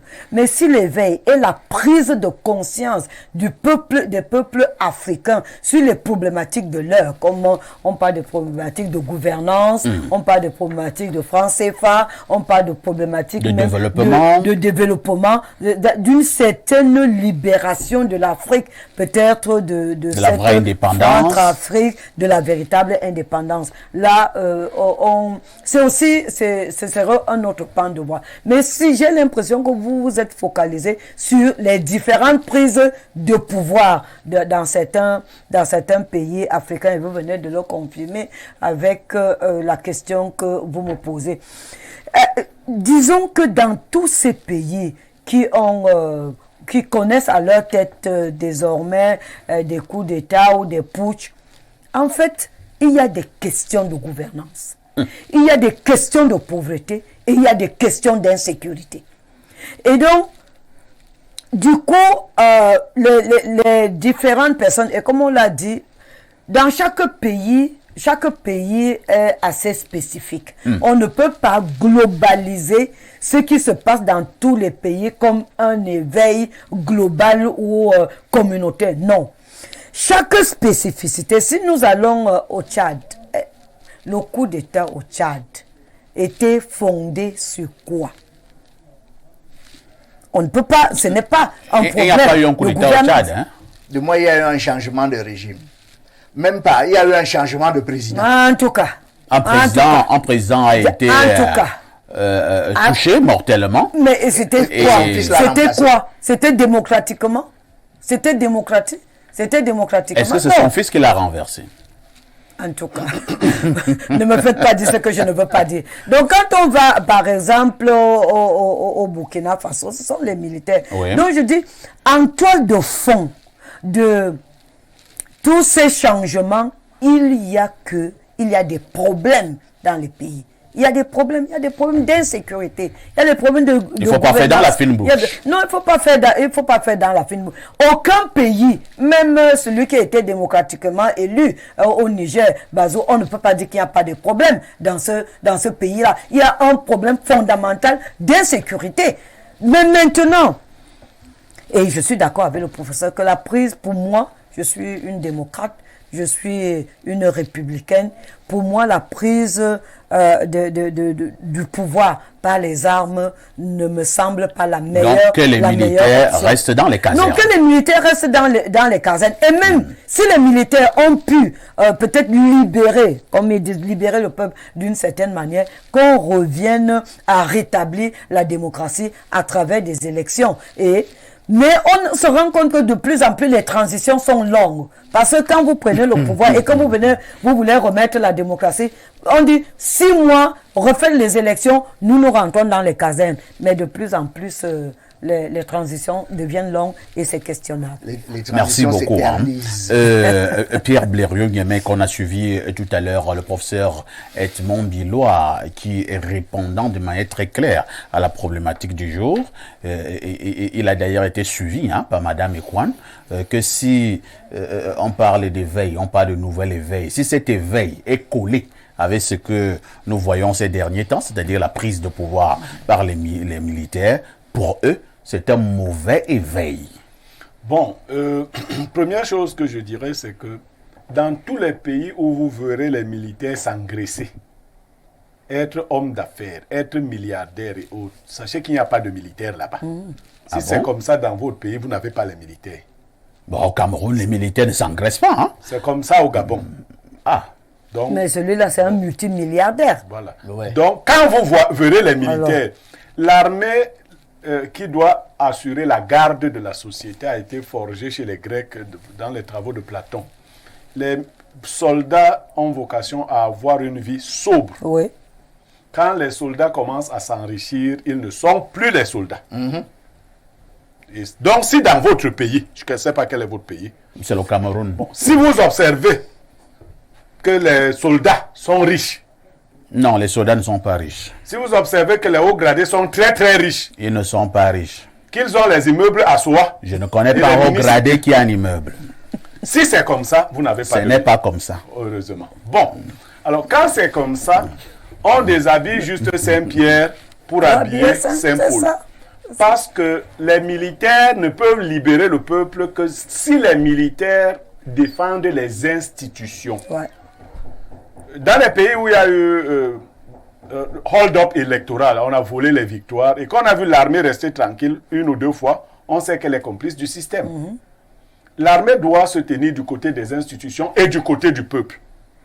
Pendant les élections, l'armée est impartiale, mais elle doit veiller à ce que les choses se passent bien. Vous verrez bien que dans certains pays, l'armée contribue au trucage des élections dans les urnes. Tout à fait. Et c'est vote dans les casernes. On vote dans les casernes et là-bas, les partis au pouvoir ont toujours 100%. Oui, en tenue civile. Dans des conditions Moi, j'ai vu quelqu'un voter un jour dans une ville, quelque part, dans un pays que je ne connais pas. C'était le Tadjikistan, on ne sait pas quoi. On vous dit qu'ici, il y a un seul bulletin qu'on prend. Tu n'es pas d'accord, tu rentres. C'est ça. Tu ne votes pas. Tu rentres. Et si tu parles, on te tape. Incroyable. Oui, c'est comme ça. Alors, tous les obstacles, par exemple, qu'on crée chez nous, au Cameroun, par exemple, dans l'inscription sur les listes électorales, l'accès difficile à la CNI. Des gens nous disent que le problème de la CNI, là, qui conditionne l'obtention de la carte électorale, pourquoi on ne pourrait pas les séparer? On dit que c'est aussi pour, bon, encore que chez nous, l'opposition. Même si quelques opposants aiment à me dire ici souvent, enfin, à travers les messages, qu'il faut que je passe à l'action. Il ne faut pas qu'on confonde. Je ne veux pas faire dans la comédie. Le jeu politique au Cameroun est truqué. Et il n'est pas évident de faire de la bonne politique au Cameroun dans ces conditions. Pourquoi vous le dites de manière aussi... Je le dis, avec autant d'assurance. Ceux qui regardent la télé, qui sont partisans d'un tel, je m'en fous. C'est des gens que nous connaissons en dehors des télés. Nous connaissons la vérité sur ces gens. On va pas... Nous avons vu des gens qui se sont présentés à des élections au Cameroun, qui n'étaient ni du système. Il n'y a pas un seul candidat qui ne soit pas du système. Il y a des députés de l'opposition, par exemple. Donc, on a par exemple, vous avez vu un monsieur que les Camerounais croyaient être sérieux, on appelait Jean-Jacques Ekindi. Oui. À un moment donné, le chasseur comme les Camerounais ont la mémoire courte, il disait qu'il était le chasseur du lion. Est-ce que les Camerounais savent qu'il appartenait d'abord au RDPC? Il est devenu chasseur du lion. Actuellement, il est revenu dans le RDPC. À 80 ans, on l'a habillé. Un vieux de 80 ans qui revient. Le chien est revenu à ce qu'il avait vomi et la truie l'avait s'est vautré dans le bourbier. Blériot, c'est ça la démocratie, la liberté. Jean-Jacques Ekindi est un homme libre. La prostitution, vous voulez dire? Non, il n'est pas prostitué. Donc, l'éveil doit venir des peuples eux-mêmes. Voilà. Les peuples doivent prendre conscience qu'on ne peut pas confisquer leur droit de s'exprimer. Le droit de vote, s'il ne peut plus être la traduction dans les urnes de la volonté populaire, n'est pas un droit. Et s'il ne devient plus un droit, qu'est-ce qui peut arriver? S'il ne devient plus un droit, la révolte contre un système inhumain et dictatorial est légitime. Et dont les armes peuvent survenir. Les armes, c'est les militaires. Le peuple doit refuser qu'on lui refuse le droit de s'exprimer. Ce n'est pas possible. On n'a pas inventé des monstres qu'on nous impose, sous lesquels nous devons vivre et qui nous font peur tous les jours. Si vous parlez, on vous tue. On ne peut nous tuer que parce qu'on nous prend un après l'autre. Tout à fait. Nous ne sommes pas des peuples, malheureusement. Le vote doit traduire la volonté du peuple. Aucun système ne peut perdurer en volant les élections. Alors, je suis en disant, ce qui se passe à côté de nous, c'est vrai qu'au Gabon, là, c'est une fabrication française. Ouais. Comment ça? Oui, c'est une cochonnerie. Mais vous appuyez sur quoi? Non, mais c'est tellement... Mais vous êtes trop sentencieux. Non, c'est tellement évident. Je suis tout à fait d'accord avec lui. C'est une petite... Je suis tout à fait d'accord avec lui. Bongo C'est trop facile. avait peur de ce que le facile. peuple pouvait lui faire. Et Macron, qui n'avait pas encore reçu un grand coup dans le précaré français, parce qu'il faut savoir que chaque président français a réussi à renverser un président africain. C'est net. Oh, bon, Macron, alors, lui aussi a tenté sa chose. Et puis là, il s'est dit que comme la Russie soutient beaucoup les vrais coups d'État, lui, il va anticiper sur un faux coup d'État au Gabon, entre amis. Le gars qu'on désigne là n'était même pas au Gabon hier lors du coup d'État. Lui, il était en France. Bon, on le désigne là, c'est le cousin de Bongo. On dit que la famille Bongo est là depuis 55 ans. C'est encore le cousin de Bongo. 56. Voilà. Et il faut encore que vous voyez le coup d'État où? Attendez un peu, Blériot. Ce que vous dites là, il faut qu'on soit très sérieux. Vous voulez faire comprendre à Mondovision que le peuple gabonais a été dupé? Le peuple gabonais a été floué. Et une chose qui est réelle. Parfait, ici. Oui. On sort fraîchement d'une élection. Les résultats sont encore dans les tiroirs. J'aime vous dire que certains organismes internationaux ont les vrais résultats de l'élection gabonaise. Qu'est-ce que les militaires ont à annuler l'élection? Voilà. À dissoudre les institutions. Non, pourquoi ils annulent? Pourquoi n'obligent-ils pas les institutions à proclamer? Parce qu'eux, ils en ont le pouvoir. Je vous assure que si on avait ramassé les petits gars du Conseil constitutionnel gabonais, là, les militaires les avaient amenés dans leur bureau, ils allaient proclamer Les vrais résultats. Et donc, qui a gagné l'élection serait président. Bongo lui a dit, comme tu as voulu me bousculer de force, même tu ne vas pas rester avec. Je vais me faire à moi-même. Vous n'avez pas vu Bongo parler anglais hier? Depuis quand le Gabon est un pays Non, je ne bilingue? comprends rien. Bongo commence à parler anglais, alors que le Gabon n'est pas un pays bilingue. Nigérien, ça on le sait, mais c'est hier. Ils ont dit que l'anglais est maintenant une langue officielle au Gabon. Ce n'est pas possible. Non, mais il dit make noise, make noise. Et que je crois dans un concert de patience d'Abani, ça fait, ou bien, comme il était ancien rappeur, make Abani n'est pas mort. noise. Make quel noise? Donc le peuple gabonais doit se réveiller et dire non à ce hold-up. Oui, c'est le dont véritable éveil.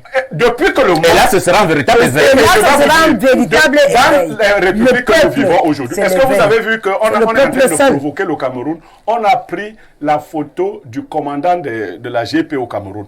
On est en train de la faire circuler à côté du chef de l'État camerounais. Je vous fais passer les deux messages. C'est quelques-uns qui ont fait ça. Pour dire que c'est ces gens-là qui renversent souvent les chefs d'État, comme le cousin de l'autre côté.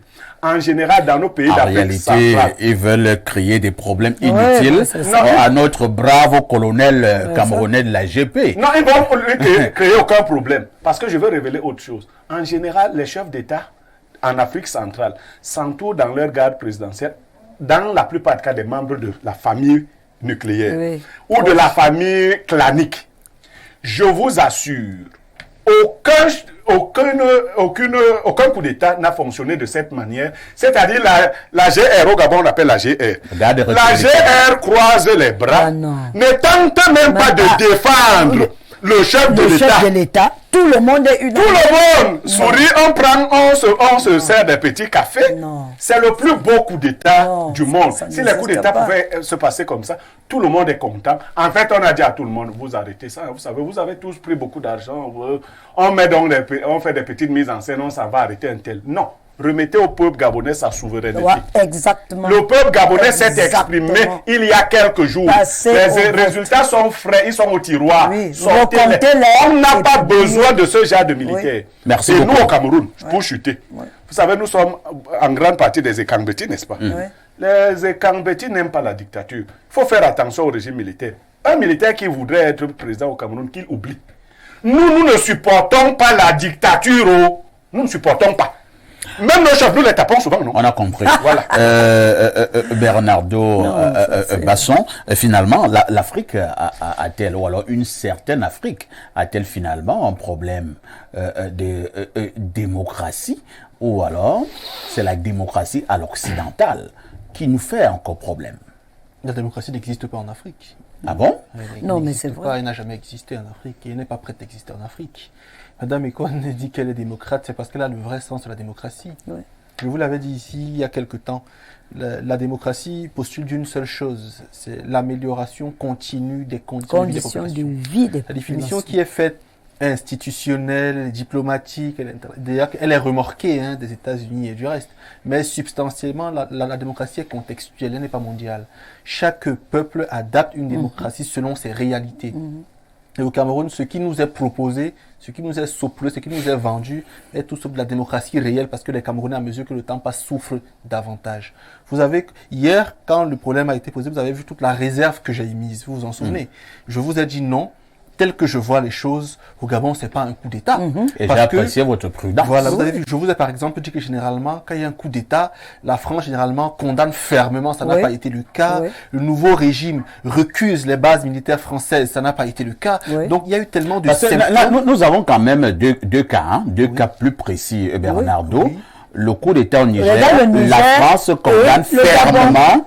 Maintenant, le coup d'État au Gabon, Bon. la France ne dit rien. Non. Ou presque. L'Union Et européenne vous voyez apprécie également même. que au Niger, il y a eu une récusation Oui. systématique Oui, des oui. bases militaires françaises. Oui, oui. Il y a même eu une demande d'expulsion L'expulsion de de l'ambassadeur. français. Vous voyez qu'au Gabon, ces éléments ont été tellement doux Au que Gabon, clairement- RFI plutôt a recommencé à passer depuis hier. France 24 a recommencé à émettre depuis Et hier. même le monsieur, Internet a recommencé à et passer. même le monsieur qui a pris le pouvoir a dit: je réitère les engagements du Gabon vis-à-vis de ses de ses partenaires nationaux et internationaux. Vous voyez que clairement, c'est celui-là qu'on a donné finalement le pouvoir. Hein. Oui. Celui qui a parlé là, c'est un colonel. Ils se sont entendus. Après, on a donné au général cousin d'Ali Bongo. Voilà. Non, le colonel était juste le porte-parole. Parfait, ici, mais permettez-moi, hein, Oui. ça va peut-être choquer les autres. Mais M. Yemek l'a parfaitement dit, je comptais d'ailleurs le dire. En Afrique centrale, il n'y a pas d'armée. Comment ça? Il n'y en a pas. Il y a un groupe de personnes qu'on habille un genre et ce groupe a pour mission de protéger les intérêts des dirigeants méchants.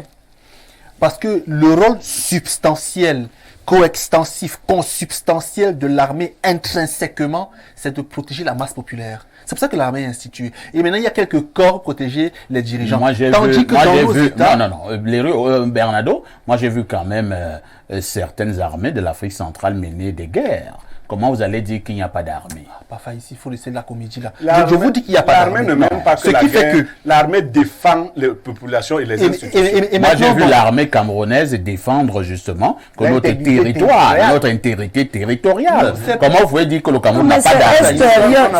Il faut remettre dans le contexte. Dans un vrai pays parfait ici, l'armée, la vraie armée est apolitique. Mais au Cameroun, l'armée ne fait pas la politique. Elle est totalement politisée. Comment ça? Et vous le savez. Hein. Avec quoi? Non, elle est totalement politisée. Ce qui fait que moi, je suis pour la prise de pouvoir dans certains États par la vraie armée. Voilà, pas la vraie armée. Parce que c'est une prise de pouvoir qui ne sera pas en principe longue. Parce que ces membres de l'armée ne sont pas encore politisés. Ils viennent rétablir un certain ordre et remettre le pouvoir aux civils puis au peuple. Tandis que dans le pays d'Afrique centrale, comme il n'y a pas d'armée, vous avez en Afrique centrale des généraux qui sont plus riches que des hommes d'affaires, des colonels plus riches que les hommes d'affaires. Vous avez des gens qui ont tellement d'argent, qui font tellement de marchés publics. Il y a un colonel au Cameroun qui est riche comme Crésus. C'est quel colonel? Il est riche comme Crésus. C'est quel colonel? On ne dit pas. Merci. Hein. Avant de passer la parole au professeur Edmond Bilois, nous sommes saturés par les interventions des téléspectateurs. On lit encore quelques-unes. Hein. Bonjour les démineurs. En voyant ce que, là nous sommes au plus 33, c'est la France. En voyant ce que nous voyons, on peut dire que c'est un éveil. Car quand les dirigeants n'écoutent personne, vivent comme des rats en volant tout sur leur passage, en privant le peuple de tout, il ne peut que leur arriver ce que l'on voit. Niemeka a raison. Comment quelqu'un de normal peut entasser autant d'argent chez lui en privant son pays de billets d'argent pour les actes de tous les jours? L'argent est une marchandise comme le riz, le sel. Si ça manque parce que certains entassent dans les maisons, l'économie s'arrête. On te dit, on t'a payé, mais tu vas à la banque pour retirer. Impossible, car pas d'argent. Autre message ce jour. Alors, attention s'il vous plaît, bonjour à vous. Petite erreur d'interprétation de la part de Monsieur Niemek. Oui, au sens premier, faire long feu signifie ne pas aller loin, parlant par exemple du projectile lors d'un coup de feu, mais au sens connoté, celui qui correspond à la durée. Faire long feu signifie plutôt mettre plus long que prévu, ce qui est l'inverse de l'explication de votre consultant. C'était juste une contribution constructive. Bonne suite d'émission à vous. Je lui dis de corriger très vite. Il y a un professeur de langue là, c'est faux. C'est ce que j'ai dit. Faire long feu, c'est tiré de l'expression faire le feu de paille.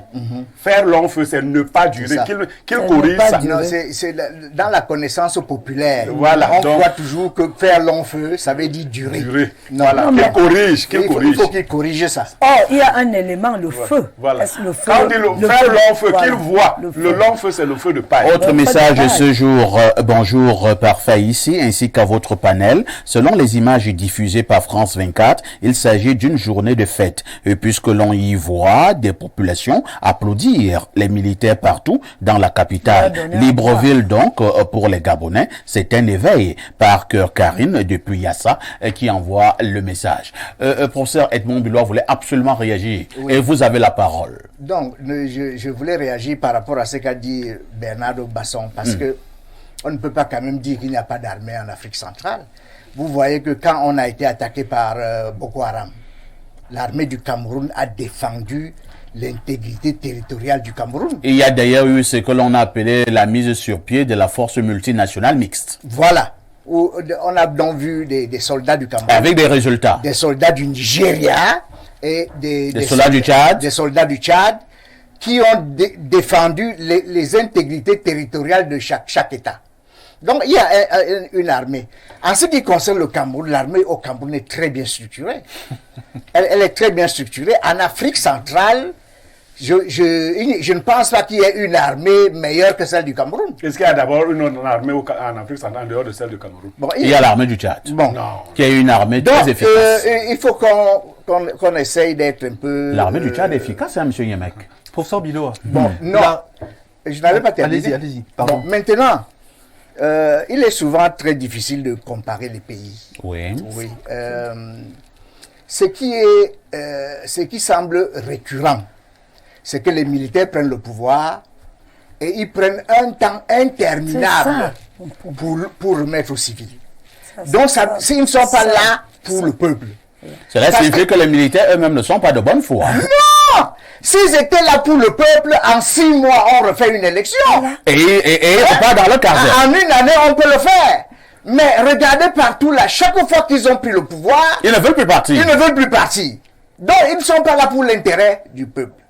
Deuxièmement, il faut quand même reconnaître que partout où il y a eu ce genre de phénomène, il y a des problèmes de gouvernance. Il y a des problèmes de gouvernance. Et vous pensez donc que... Et il y a aussi des problèmes de dévolution du pouvoir. Il y a des problèmes de dévolution du pouvoir. Mais les pays de l'Afrique centrale ont fondamentalement des problèmes de gouvernance, professeur. Oui. Est-ce que ça ne devrait donc pas faire peur? Justement, ce qui se passe ailleurs, en Afrique de l'Ouest, par exemple, doit nous également en Afrique centrale. Doit nous faire réfléchir. En Afrique centrale, je ne sais pas, parce que je ne comprends pas encore très bien ce qui s'est passé au Gabon. C'est encore flou. C'est encore flou. Il faut qu'on ait le temps de bien étudier ce qui s'est passé. Vous allez chuter, professeur, nous n'avons plus de temps. Je vais chuter en disant que ce qui se passe là doit nous faire réfléchir. Doit nous faire réfléchir. Et nous devons... Doit faire réfléchir qui? Le Cameroun? Tout le monde. Ah, tous ceux qui aiment l'Afrique. Nous devons réfléchir à la façon dont nous gérons nos États. Vous voyez? Nous devons réfléchir à la façon dont nous gérons nos États. Parce que chaque fois qu'on parle des problèmes de gouvernance, ça veut dire que il n'y a pas une certaine équité. Professeur, vous adressez aussi au RDPC, non? Il n'y a pas une certaine équité, il n'y a pas une certaine honnêteté vous adressez aussi au RDPC. dans la répartition des ressources de l'État. Le Cameroun est concerné par vos propos parce qu'ils sont très sages, professeur. Bien sûr. Parce que chez nous, on dit que la maladie qui avait attrapé le haricot a aussi attrapé l'arachide. Ça veut dire que les arachides sont achetés là. Oui, et Donc, chez nous, on dit chez nous, on dit quand le feu prend chez le on ne voisin, parle pas péter de les la saules. corde dans la maison d'un pendu. Oui. Ce qui est en train d'arriver. Proverbe contre proverbe. Entendez-vous, On s'entend parfaitement. Quand le feu commence à prendre chez le voisin, préparer les seaux d'eau. C'est grave. la beauté de On s'entend parfaitement. On s'entend parfaitement. Merci beaucoup. Mais je vais conclure. Oui, concluons, professeur. Je veux Pour que conclure. Madame Ekwan ait aussi quelques Je secondes. vais conclure en disant que On ne parle pas de l'accord dans la maison d'un pendu. d'un pendu. Aucun pays n'est à l'abri des critiques de gestion, de management. Vous voyez, dans les plus grands pays, vous avez vu que des anciens ministres ont été condamnés au Japon. Corruption et tout ça.